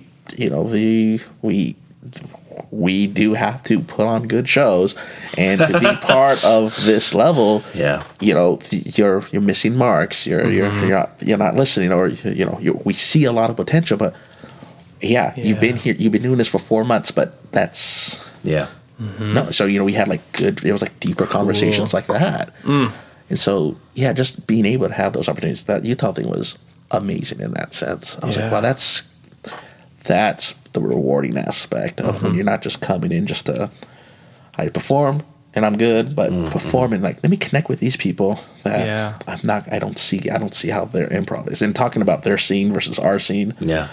We are blessed in Seattle, that's for sure. Unpack tell me more about that. Oh my gosh, they don't have. This is the same thing with like Winnipeg. there's no stages.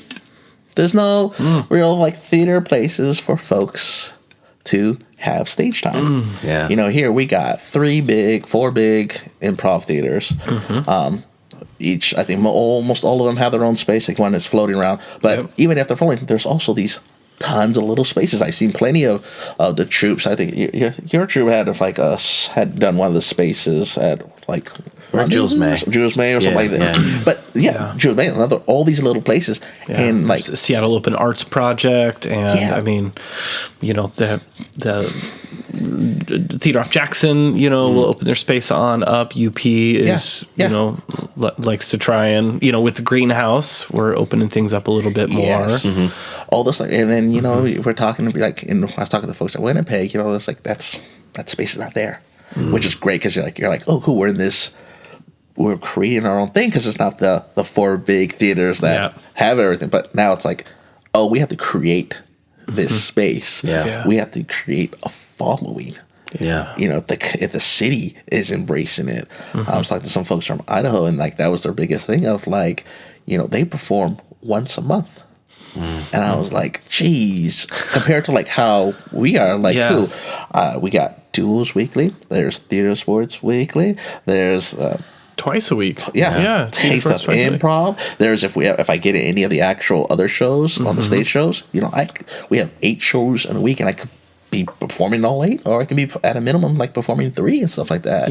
And for me to get better, that's it's like a weekly base. I have a bad scene. Cool, I'll try again because it's long form. I have a bad night. Cool, let me just try next week. With theirs, it's like, oh, hey, that show was trying to bring in the audience, and no one liked it. It's like, oh, okay, well, we're not going to bring you back on the stage. Stuff like that. So it's so fascinating to me. Like, wow, the other communities, the other improv areas, not having some spaces that we just naturally have. From being like a bigger city. And all the troops that are there, because like I remember I talked with the one in Winnipeg. There's like at one time they had like seven big troops, and then sometimes it dissolves and there was only like 2. Only one in town. Whereas here, we can't name all of them. No, you got all the theaters, then you have all the troops, then you have the troops that are being made as we speak. And everyone does their own different special style. It's just all those little things, and so just seeing how what we have here an opportunity versus others, like, wow, that's for the improv. You hear that when you talk about like LA markets of like for acting and filming in New York and stuff, but it's the same thing with improv where these type of things you might be cursed by your geography. 100%. And it's so unfortunate. What are some of the, how about this? Do you find yourself noticing like just stylistic differences between different cities as you're traveling?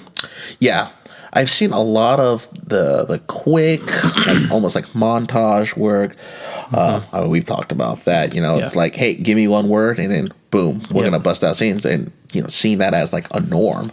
I was like, oh, okay, this is what you do. And I remember I saw some of that in Utah, some of that style and everything, and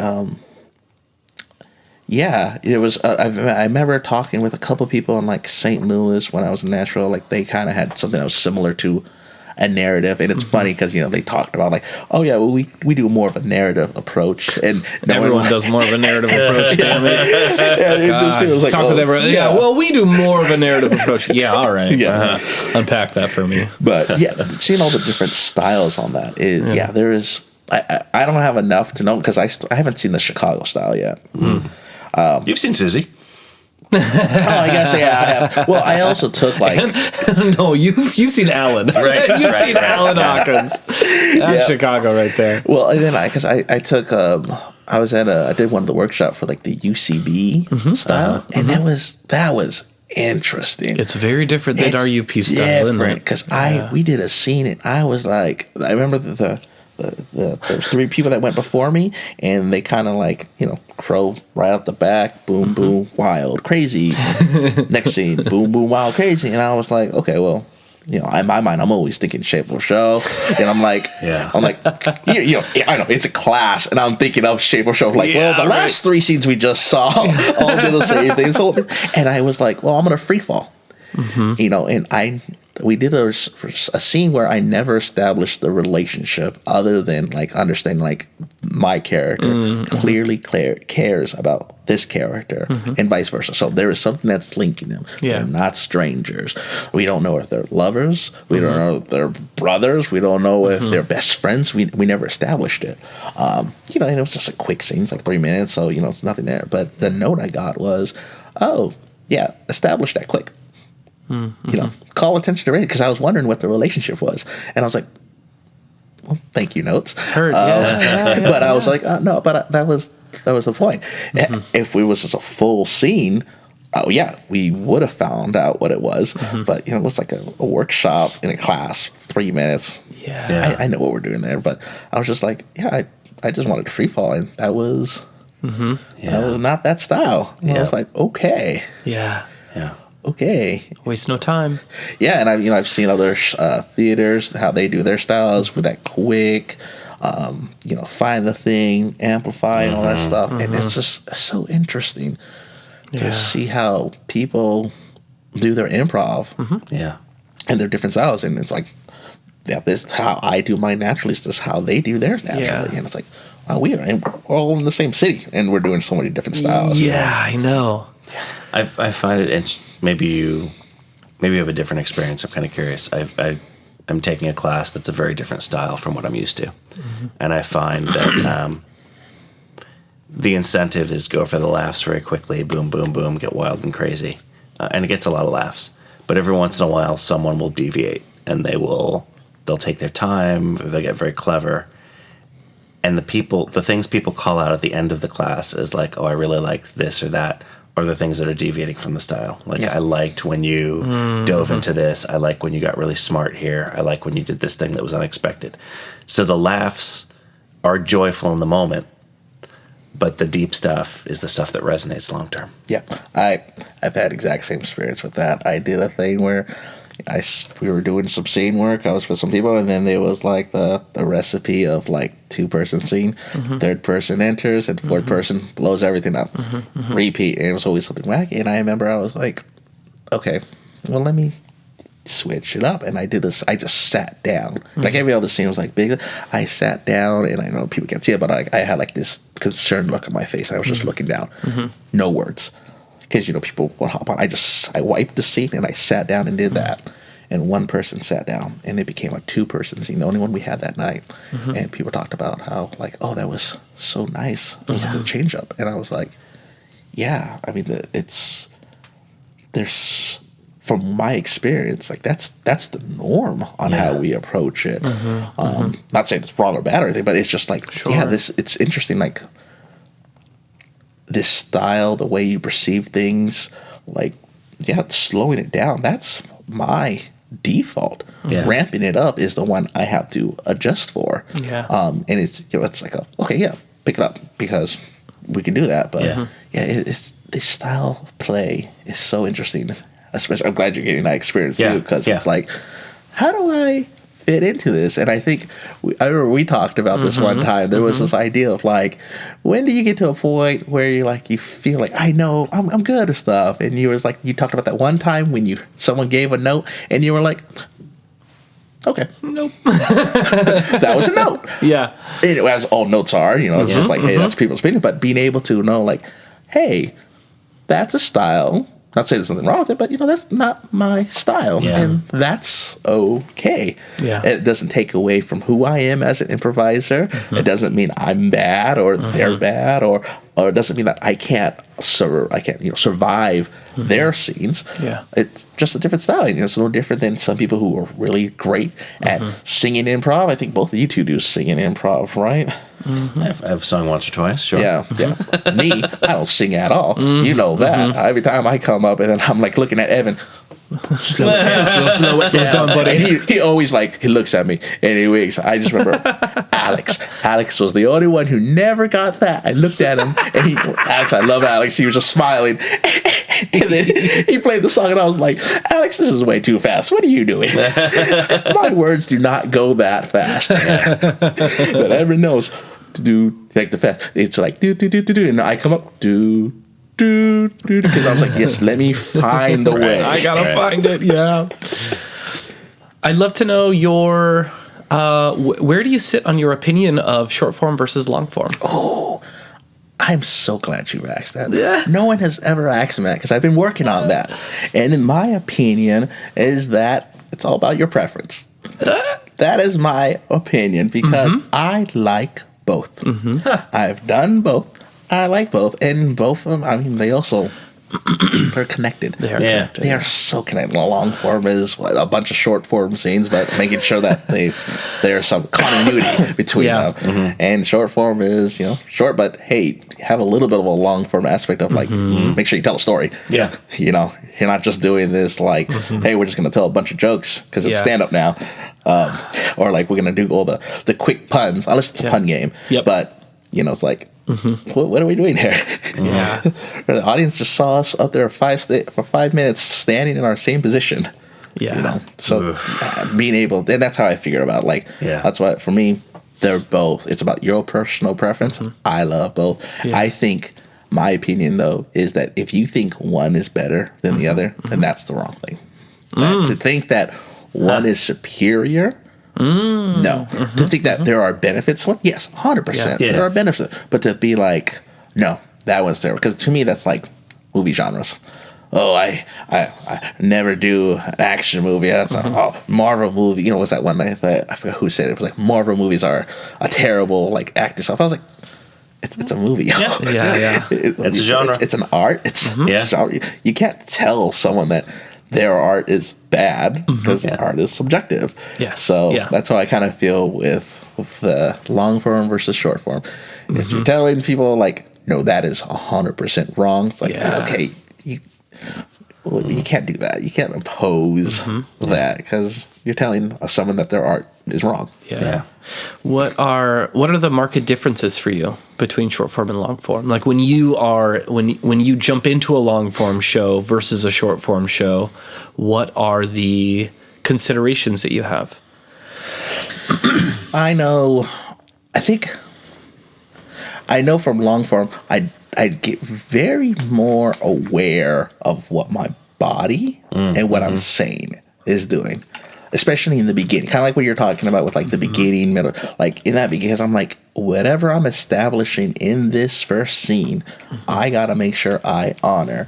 It can't be Chekhov's amnesia or something. Chekhov's gun is the actual thing. Yeah, it has to be Chekhov's. I can't be Chekhov's amnesia. Just forget. Right. Yeah. Like, if I walk out and I'm talking with a slow voice, hey, if I change it, it could be funny change. Like, oh yeah, I forgot. I'm supposed to talk slow, but really make sure I honor what I'm doing there. So I'm very like alert when I'm in the long form. I'm not saying I'm not alert in short form, but it's just kind of like how I'm alert because I'm like, oh, I know I'm coming back to this. This character is coming back. This theme is coming back, or this character can come back. But what's going on over here? Because what is their arc doing, and how do I help that arc? Yeah, which is the same thing you do in short form, but it's like one shot. It's live. If you miss the scene, well, you're done. Good job. But long form is like pacing it. How much time do we have left? Yeah, that pacing and the shape of show of how much time do we have left and where we at in the show. That's something that's so crucial in short form that I think it's overlooked in a lot of short form because we just think, we're just going to fill it with scenes until. Or we have there's UP does not do set lists, and a lot of theaters do have a set list where they go, great, we're going to start with this game, and then we're going to go here, and here. And so we don't have to necessarily consider that, but you do look at, okay, well, shoot, that last new choice took a lot longer than we expected, so we're going to have to shore up our moving bodies scene that we're doing. Or being aware of like, hey, we used the bell 3 times in a row, Yeah. pretty sure we don't want to use a bell. Or if we've done tons of like audience response, audience feedback, I mean, this, Yeah. it's that's kind of like my critique sometimes of like with stand up of folks who only do crowd work. Yeah. I like my stand up to have like crowd work, but you know, you have a prepared piece because I'm here to tell you something. Yeah. Show me your jokes. Show me your jokes. Right. Yeah. Kind of feel like with like the improv, like engage with the crowd all the time, but also they came to see you do something on stage, so make sure you at least do something on stage, and then you're like, okay, now keep responding and saying things. Yeah. I have often described the difference between long form and short form for me as the difference between baking and cooking. That in a short form, you put all the ingredients together, you mix it up, you put it in the oven, and you hope it turns out. There's no real like fixing it, you know, like mid process. Yeah. You just hope it works. Versus cooking, the whole time you gotta taste it and add a little bit of this and go, oh well, that wasn't quite right. Oh, okay, well I could fix along the way. I could cook to taste. Yes. But you can't do that while you're baking. Yes. You know, right? I mean, you could be like, does it need 5 more minutes? Yeah. I got a toothpick. And then, oops, that was 10 minutes over. Yeah, right? Yeah, I'm 100%. Yeah, that's exactly what I was like when my mind is working on the short form. It's like, it's either going to work or not work. Yeah. But with that long form, hey, what are we doing here? Something that you had mentioned about the difference between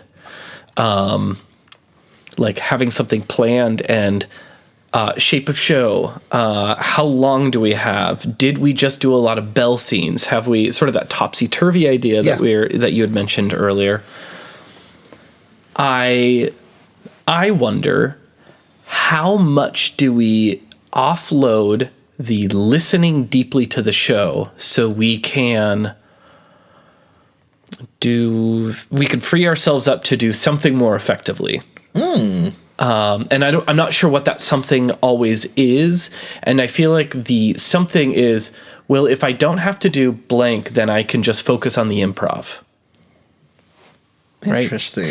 And I look at that as, you know, we have a set list. You know, it can just be we have a set list. Yeah. Okay, great. So now we don't have to think about the games. We can just do the improv.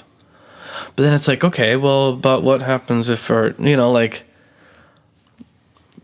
why aren't we listening to the show, right? Yeah. And then you know, if we had someone else, if we put tech on the timer, so all of our scenes, we knew that our first scene had to be 3 minutes, our next scene had to be 5 minutes, our next scene had to be 10 minutes, our next scene had to be 7 minutes, our next scene had to be 15 minutes, our last scene had to be 3 minutes. Yeah. Right. And like, okay, that's our show, and we've got a certain amount of pattern. Like, we're offloading that work. And I was in a show, and this was the processing I was doing as you were talking about this. Is I was in a Jane Austen show directed by Dave Morris, Austen Unbound, with Book It, and we go, so we're gonna have a whiteboard with names backstage, right? And he goes, no. And we go, and all of us, and I think I was, other than, I think Kyle was, I think the only younger improviser. You know, he'd been doing it for 5 years. I'd been doing it for 10 years. Everyone else was, I think Nathan and Belinda were also around that 10-year mark with me. Everyone else, 15 plus years, right? So like, we're all pretty seasoned improvisers at that point in time. Yes. And we all look at Dave and go, what? We have to remember all these names? And he goes, yeah, you're improvisers, right? He goes, this isn't a student show. We're all like, oh. I mean, just threw down the gauntlet. And we were all just kind of like, fuck, oh shit. And it was rough. Yeah. Granted, no one played multiple characters. Yeah. Right? But like, oh my God, like, and those Jane Austen names were just like, they were a lot to figure out. But, and I remember like there was a little bit where I was like, this is this is not unfair, but it's like, this is cruel and unusual. Yeah. like why can't we focus on the improv? Yeah. And as we're talking about time and set list and games and like shape of show and all these things, I go, oh, is that another thing that I'm trying to offload that is keeping me from being present? Yeah. Yeah. And I don't know if I agree with that. I mean, I don't think I'm not an absolutist about most things in life, you know? Yeah. And yet it makes me wonder, how many times are we offloading the work that an improviser should be doing by being here, by being present, by listening deeply and saying, yeah, I listen to everything except this other thing I can look out at the whiteboard. Yeah. I listen to everything deeply, but there is a clock at the back of the theater. Yeah. I listen to everything deeply, but there is a set list. Yeah. You know? Yeah. I'm not, strictly a wondering, right? I have no dog in the game other than just trying to be a better improviser. I think it's good to challenge yourself like that once in a while. Mm-hmm. I think it builds a little bit of muscle. But looking at the ways that that so many people who are successful actually make their lives easier. Yeah. By writing things down, by having some cheat sheet for format, by knowing like, here's our last scene is going to be a mirror of our first scene and it's going to be like this. In my opinion, makes the performance better. My experience with this is, in a former life, I used to be a performing musician, and it was really just ever me with one other person. Yeah. So I was singing, I was playing keyboards, I was playing guitar, I was like making sure everything was set up technically ahead of time. And it took me like, in the genre I did, lots of people did that. And it took me like decades to realize like, fuck, these bands that I admire, like there's a bassist and all they have to do is play bass the whole time. Yeah. There's a drummer and all they have to do is play drums the whole time. The singer's not doing anything else but singing. Yeah. Man, why am I making it so hard on myself? Yeah. Why am I taking on so much when I don't have to?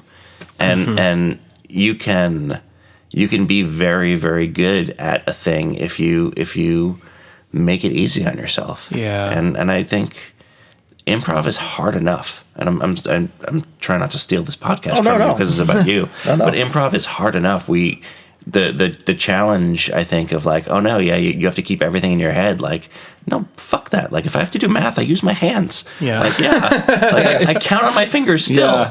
Yeah. And I've got an engineering degree. Like, I take every shortcut I can take because the things I don't want to take the shortcut on are the things that matter, the things that are creative, the things that actually require my intellect and my creativity and my focus. Yeah. Yeah.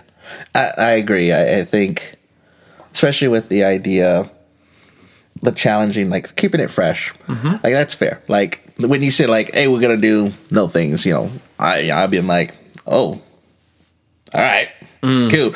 Which, there's also that lens of like, cool, we're doing this show 4 times. Sure, why not? Yeah. We're gonna burn one essentially. Yeah. But it's like that one show that everyone's coming to see to pay for. It's like, hey, we are. This is a one-time thing.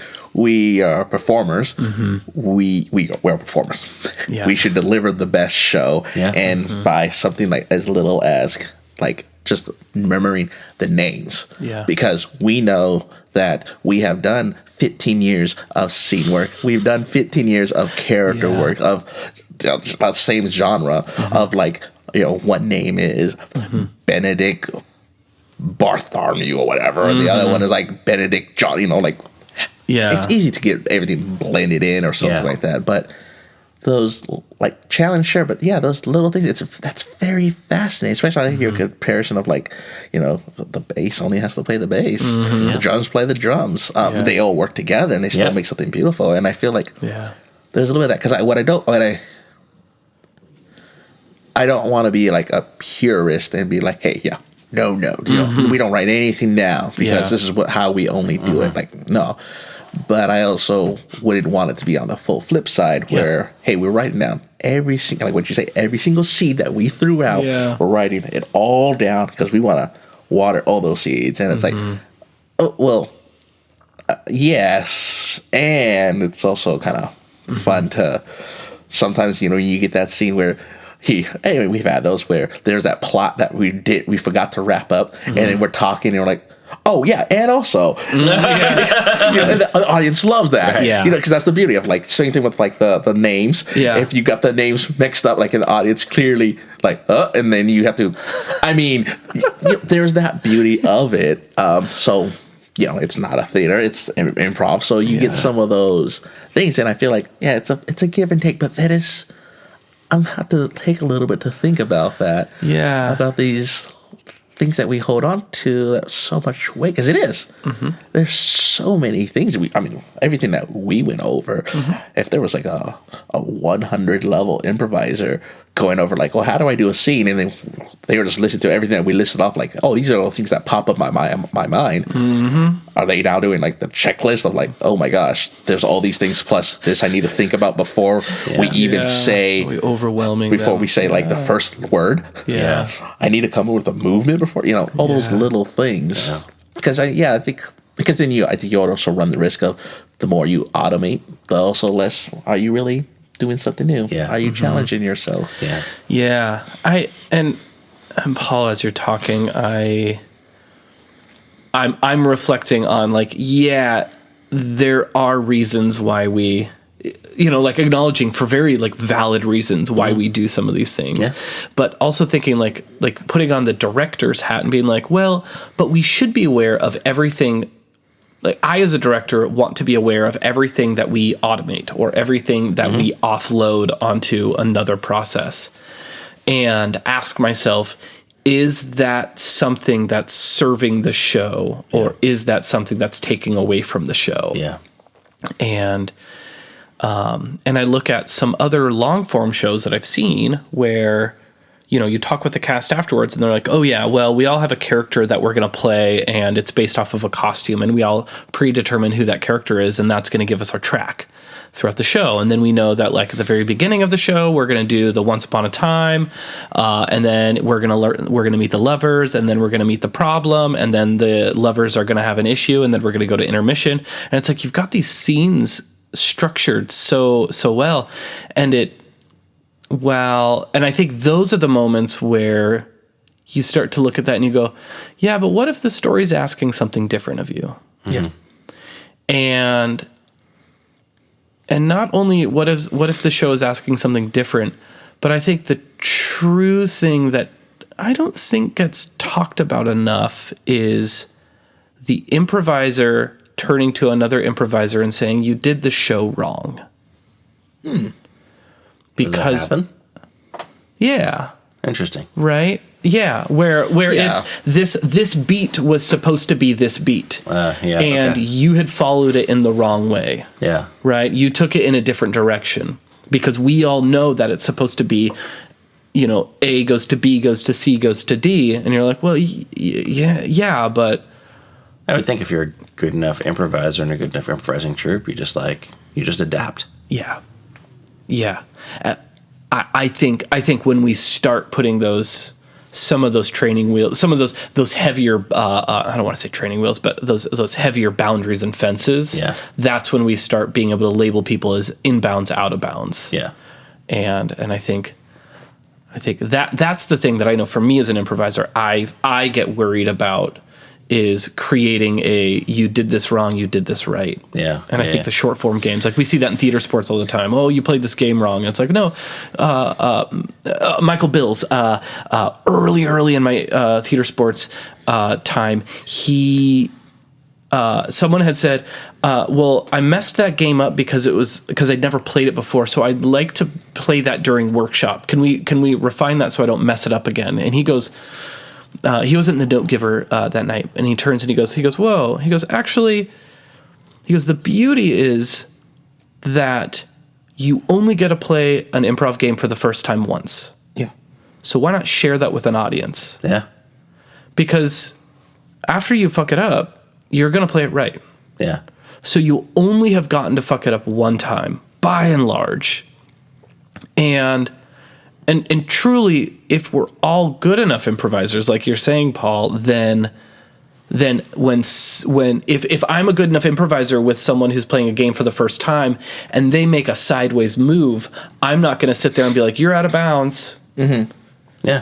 Cut the game. And you just just roll with it. Yeah, you roll with it and you go, oh, we're playing a new game. Right. Right, and you incorporate that and you get to play. And sure, maybe it crumbles, but like that's the beauty of this, like, this art form that is a process instead of a finished product. 100%. I mean, I remember my first doing the theater sports and being told like, oh, we're using this game. What was that one? Piano torture. Like, hey, no talking at all, right? And the scene we did was we talked, but that also the audience loved that scene. Yeah, it was a good scene. Yeah, and so it was like one of my first things of like, okay, well, how I feel with all improv rules, they're really guidelines game wise. Yeah, like the only improv rule I feel like our improv rules are like, hey, listen to your scene partner. Yeah, and then after that, it kind of it varies from the audience and game to game. Yeah, Yeah. But like the games themselves, when I hear it's like, hey, this is the only one way to play the game, I'm like, well, yeah, I think that's a great way to play the game. It makes sense why you play the game. Yeah. But I mean, what about the discovering of a new game, of how it can be done? Because like now, on the flip side, there are times where I've learned a bunch of games. And I'm like, oh wait, that's not how it's usually played. And I hear about how like the one not Hollywood director, Oscar-winning moment. It's a tech game, and I was like, oh my gosh, really? And I was like, that makes so much sense. So then people talked about, oh yeah, then you can actually, some of the ways you build it is you build it to one speech, so everything goes. I was like, oh, I would love to do that. Yeah, that's great, because it's unfortunate I knew this modified version, but also I feel like there's just like it's kind of like, I don't like being the purist, the absolutes of like there's only one way to play this game, and I'm like, I think there's the most typical way to play this game, whether that benefits the audience for paying attention, following it, allows for the improvisers to grow and learn, all those type of things. But I mean, there is also that we're improvisers. You never know what I love it when things go out of whack and you just have to roll with it. Like when you don't expect. That's what I love watching duels of, like, I always tell the story. I'm watching someone who's like, hey, this is my first duel ever. I've only taken Improv 100. I'm like, oh, this is gonna be good. Yeah, because you come up and you see their first offer, and I always go, I never would have thought about that. That is amazing. Yeah, that's good. And then you see them do something like, oh, wait, nope. you just blocked your buddy. But it's just that idea of like, yes, the way that inspiration works, the guidelines. There's no rules on how you can do it. And sometimes those offers that they take. I remember I was in one of the class, and we're doing emotional list or something like that. And we were doing a scene, and, they were telling us what our emotions was. And then they told me my emotion was resign. I didn't know the emotion of resign, so they told me, they're like, Dom, resign. And because we're these two people who were like working together, and I just go, I quit. And then they see it over, and then everyone was laughing. It's like, well, it was actually supposed to be more like this. So I was like, oh well, I heard resign, and I was like, resigned, baby. Well, that's exactly what I would have got with it. And so, like, you get those like little beauty things of when you play the game. The first time you play the game, the way you just go with the emotion, you just take it and you hear it, and you're like, okay, that's what I heard. I understand what you meant the other time, but I'm probably gonna make that same mistake because it's just how it was. It was just in the moment. Yeah, that's funny. As we're starting to kind of wrap up, I would love to know from where you're at today, if you could see the Seattle, the Pacific Northwest improv scene grow, how would it grow? What are those things that you would like to see in the Seattle scene? Well, I see it as there's the environment itself I would love to see grow, which is, I would love to see, and I've gone to other theater shows. I would love to see those shows, ours included, have more people, because I saw there was that improv group that came by, they sold out Paramount, I think, or something like that, and I was like, the people. It's the improv. The people want it is there, and we have such great. Not just us. I'm talking about in the city. There are such great improvisers out there that I would love to just see like, that growing so much where it, it becomes competitive in the sense of, because, they got all their big shows, but like hearing everyone's like selling out their shows because people are just longing for it, and people finding their niche of like, oh, I like this type of improv, watching this. I like to watch this.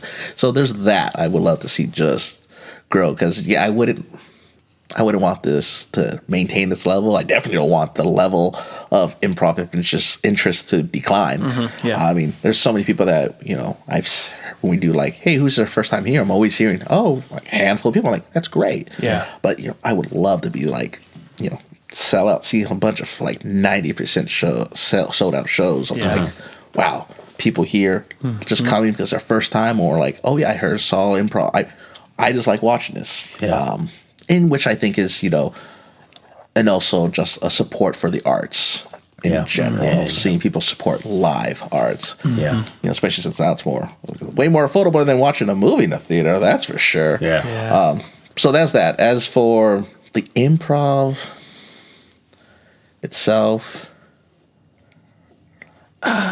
man, there's so much that I'm trying to learn and grow about within myself that I'm also like, I'm still learning what the city is like too. Of like, this past 2 years, I've just been like, okay, cool. I think I have like a baseline of where it is. The only thing I would love to see more is like just the connections, and the joining, the collaborations, the sharing of these tools, these teachings, the spaces of that. Because at times it feels like, it could be pretty siloed with it. You either know people or you don't know people, or like you're trying to build up. But like, if it was, this is like the place where a lot of people do their jam sessions, people, all separate little troops, whatever, they come here, but people use these are the rooms that they all rent out so people can run into each other. That's where they hang out. That's where people connect, we host special roundtable sessions or special like jam sessions, something that just allows connecting and sharing the information. Because I also believe that I like this, as much as we talk about be average, as a personal level, I like to strive for greatness. Sure. And so, if I'm here and the bar is at that right level, how do we get that bar higher? How do we raise the bar of what it means to do improvisation? And how do we get to it?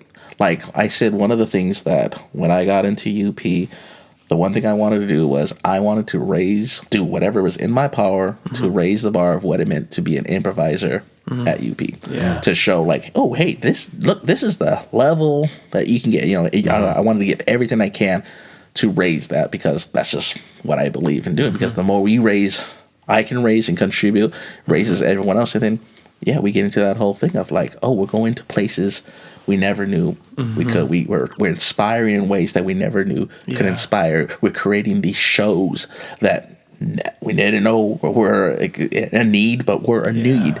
And how do we discover that? And so, but I think you only get that by connecting, sharing thoughts, sharing viewpoints.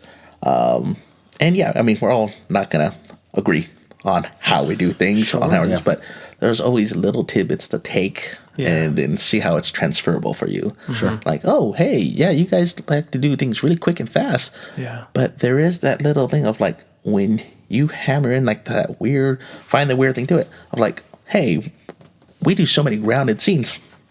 I need to be, where's that wacky scene that I throw in? Like, we did 4 amazing scenes. Those are 4 amazing grounded scenes. How do I They all had a very similar flavor profile. Exactly. Which, some people, that's how their style is. But for me, on a personal level, I love to be as versatile as possible. So, that's, what I would love to see for the city, improv community as a whole, and then just like everyone in general. Dom, thank you so much for your time. It has just been such a blessing to get to talk with you and get your insights. I find you just to be such a wise improviser with your 5 years now. 4 years 4 of years improvising. of improvising. I mean, just what you bring on stage is just so.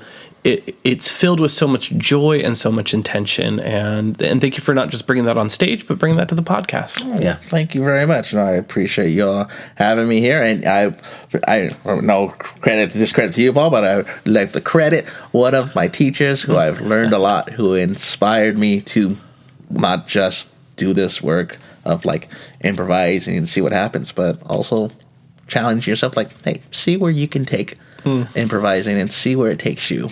Be open to it. Dom, thank you so much. You're too kind. Absolutely. Well, thank you so much for tuning in to Cascade Improv. If you've been enjoying these 10 episodes now so far, then feel free on your favorite podcast listening service. Give us a like, share us with some friends, and if you want to be on the podcast, if you know someone who you think, God, they would be such a great voice in the Pacific Northwest, then reach on out to cascadeimprovpodcast@gmail.com. And if you'd like to bring Paul and I out to do a workshop, or if you just want to chit chat with us, you can also reach us out there on the email. Thank you so much for tuning in. Thank you. Never have to look back now. Ooh, yeah. The Cascade Improv Podcast is produced by Paul Furio and Chazz Cascas. Musical backing is provided by Anomi Bell, whose music can be found online at anomibell.bandcamp.com.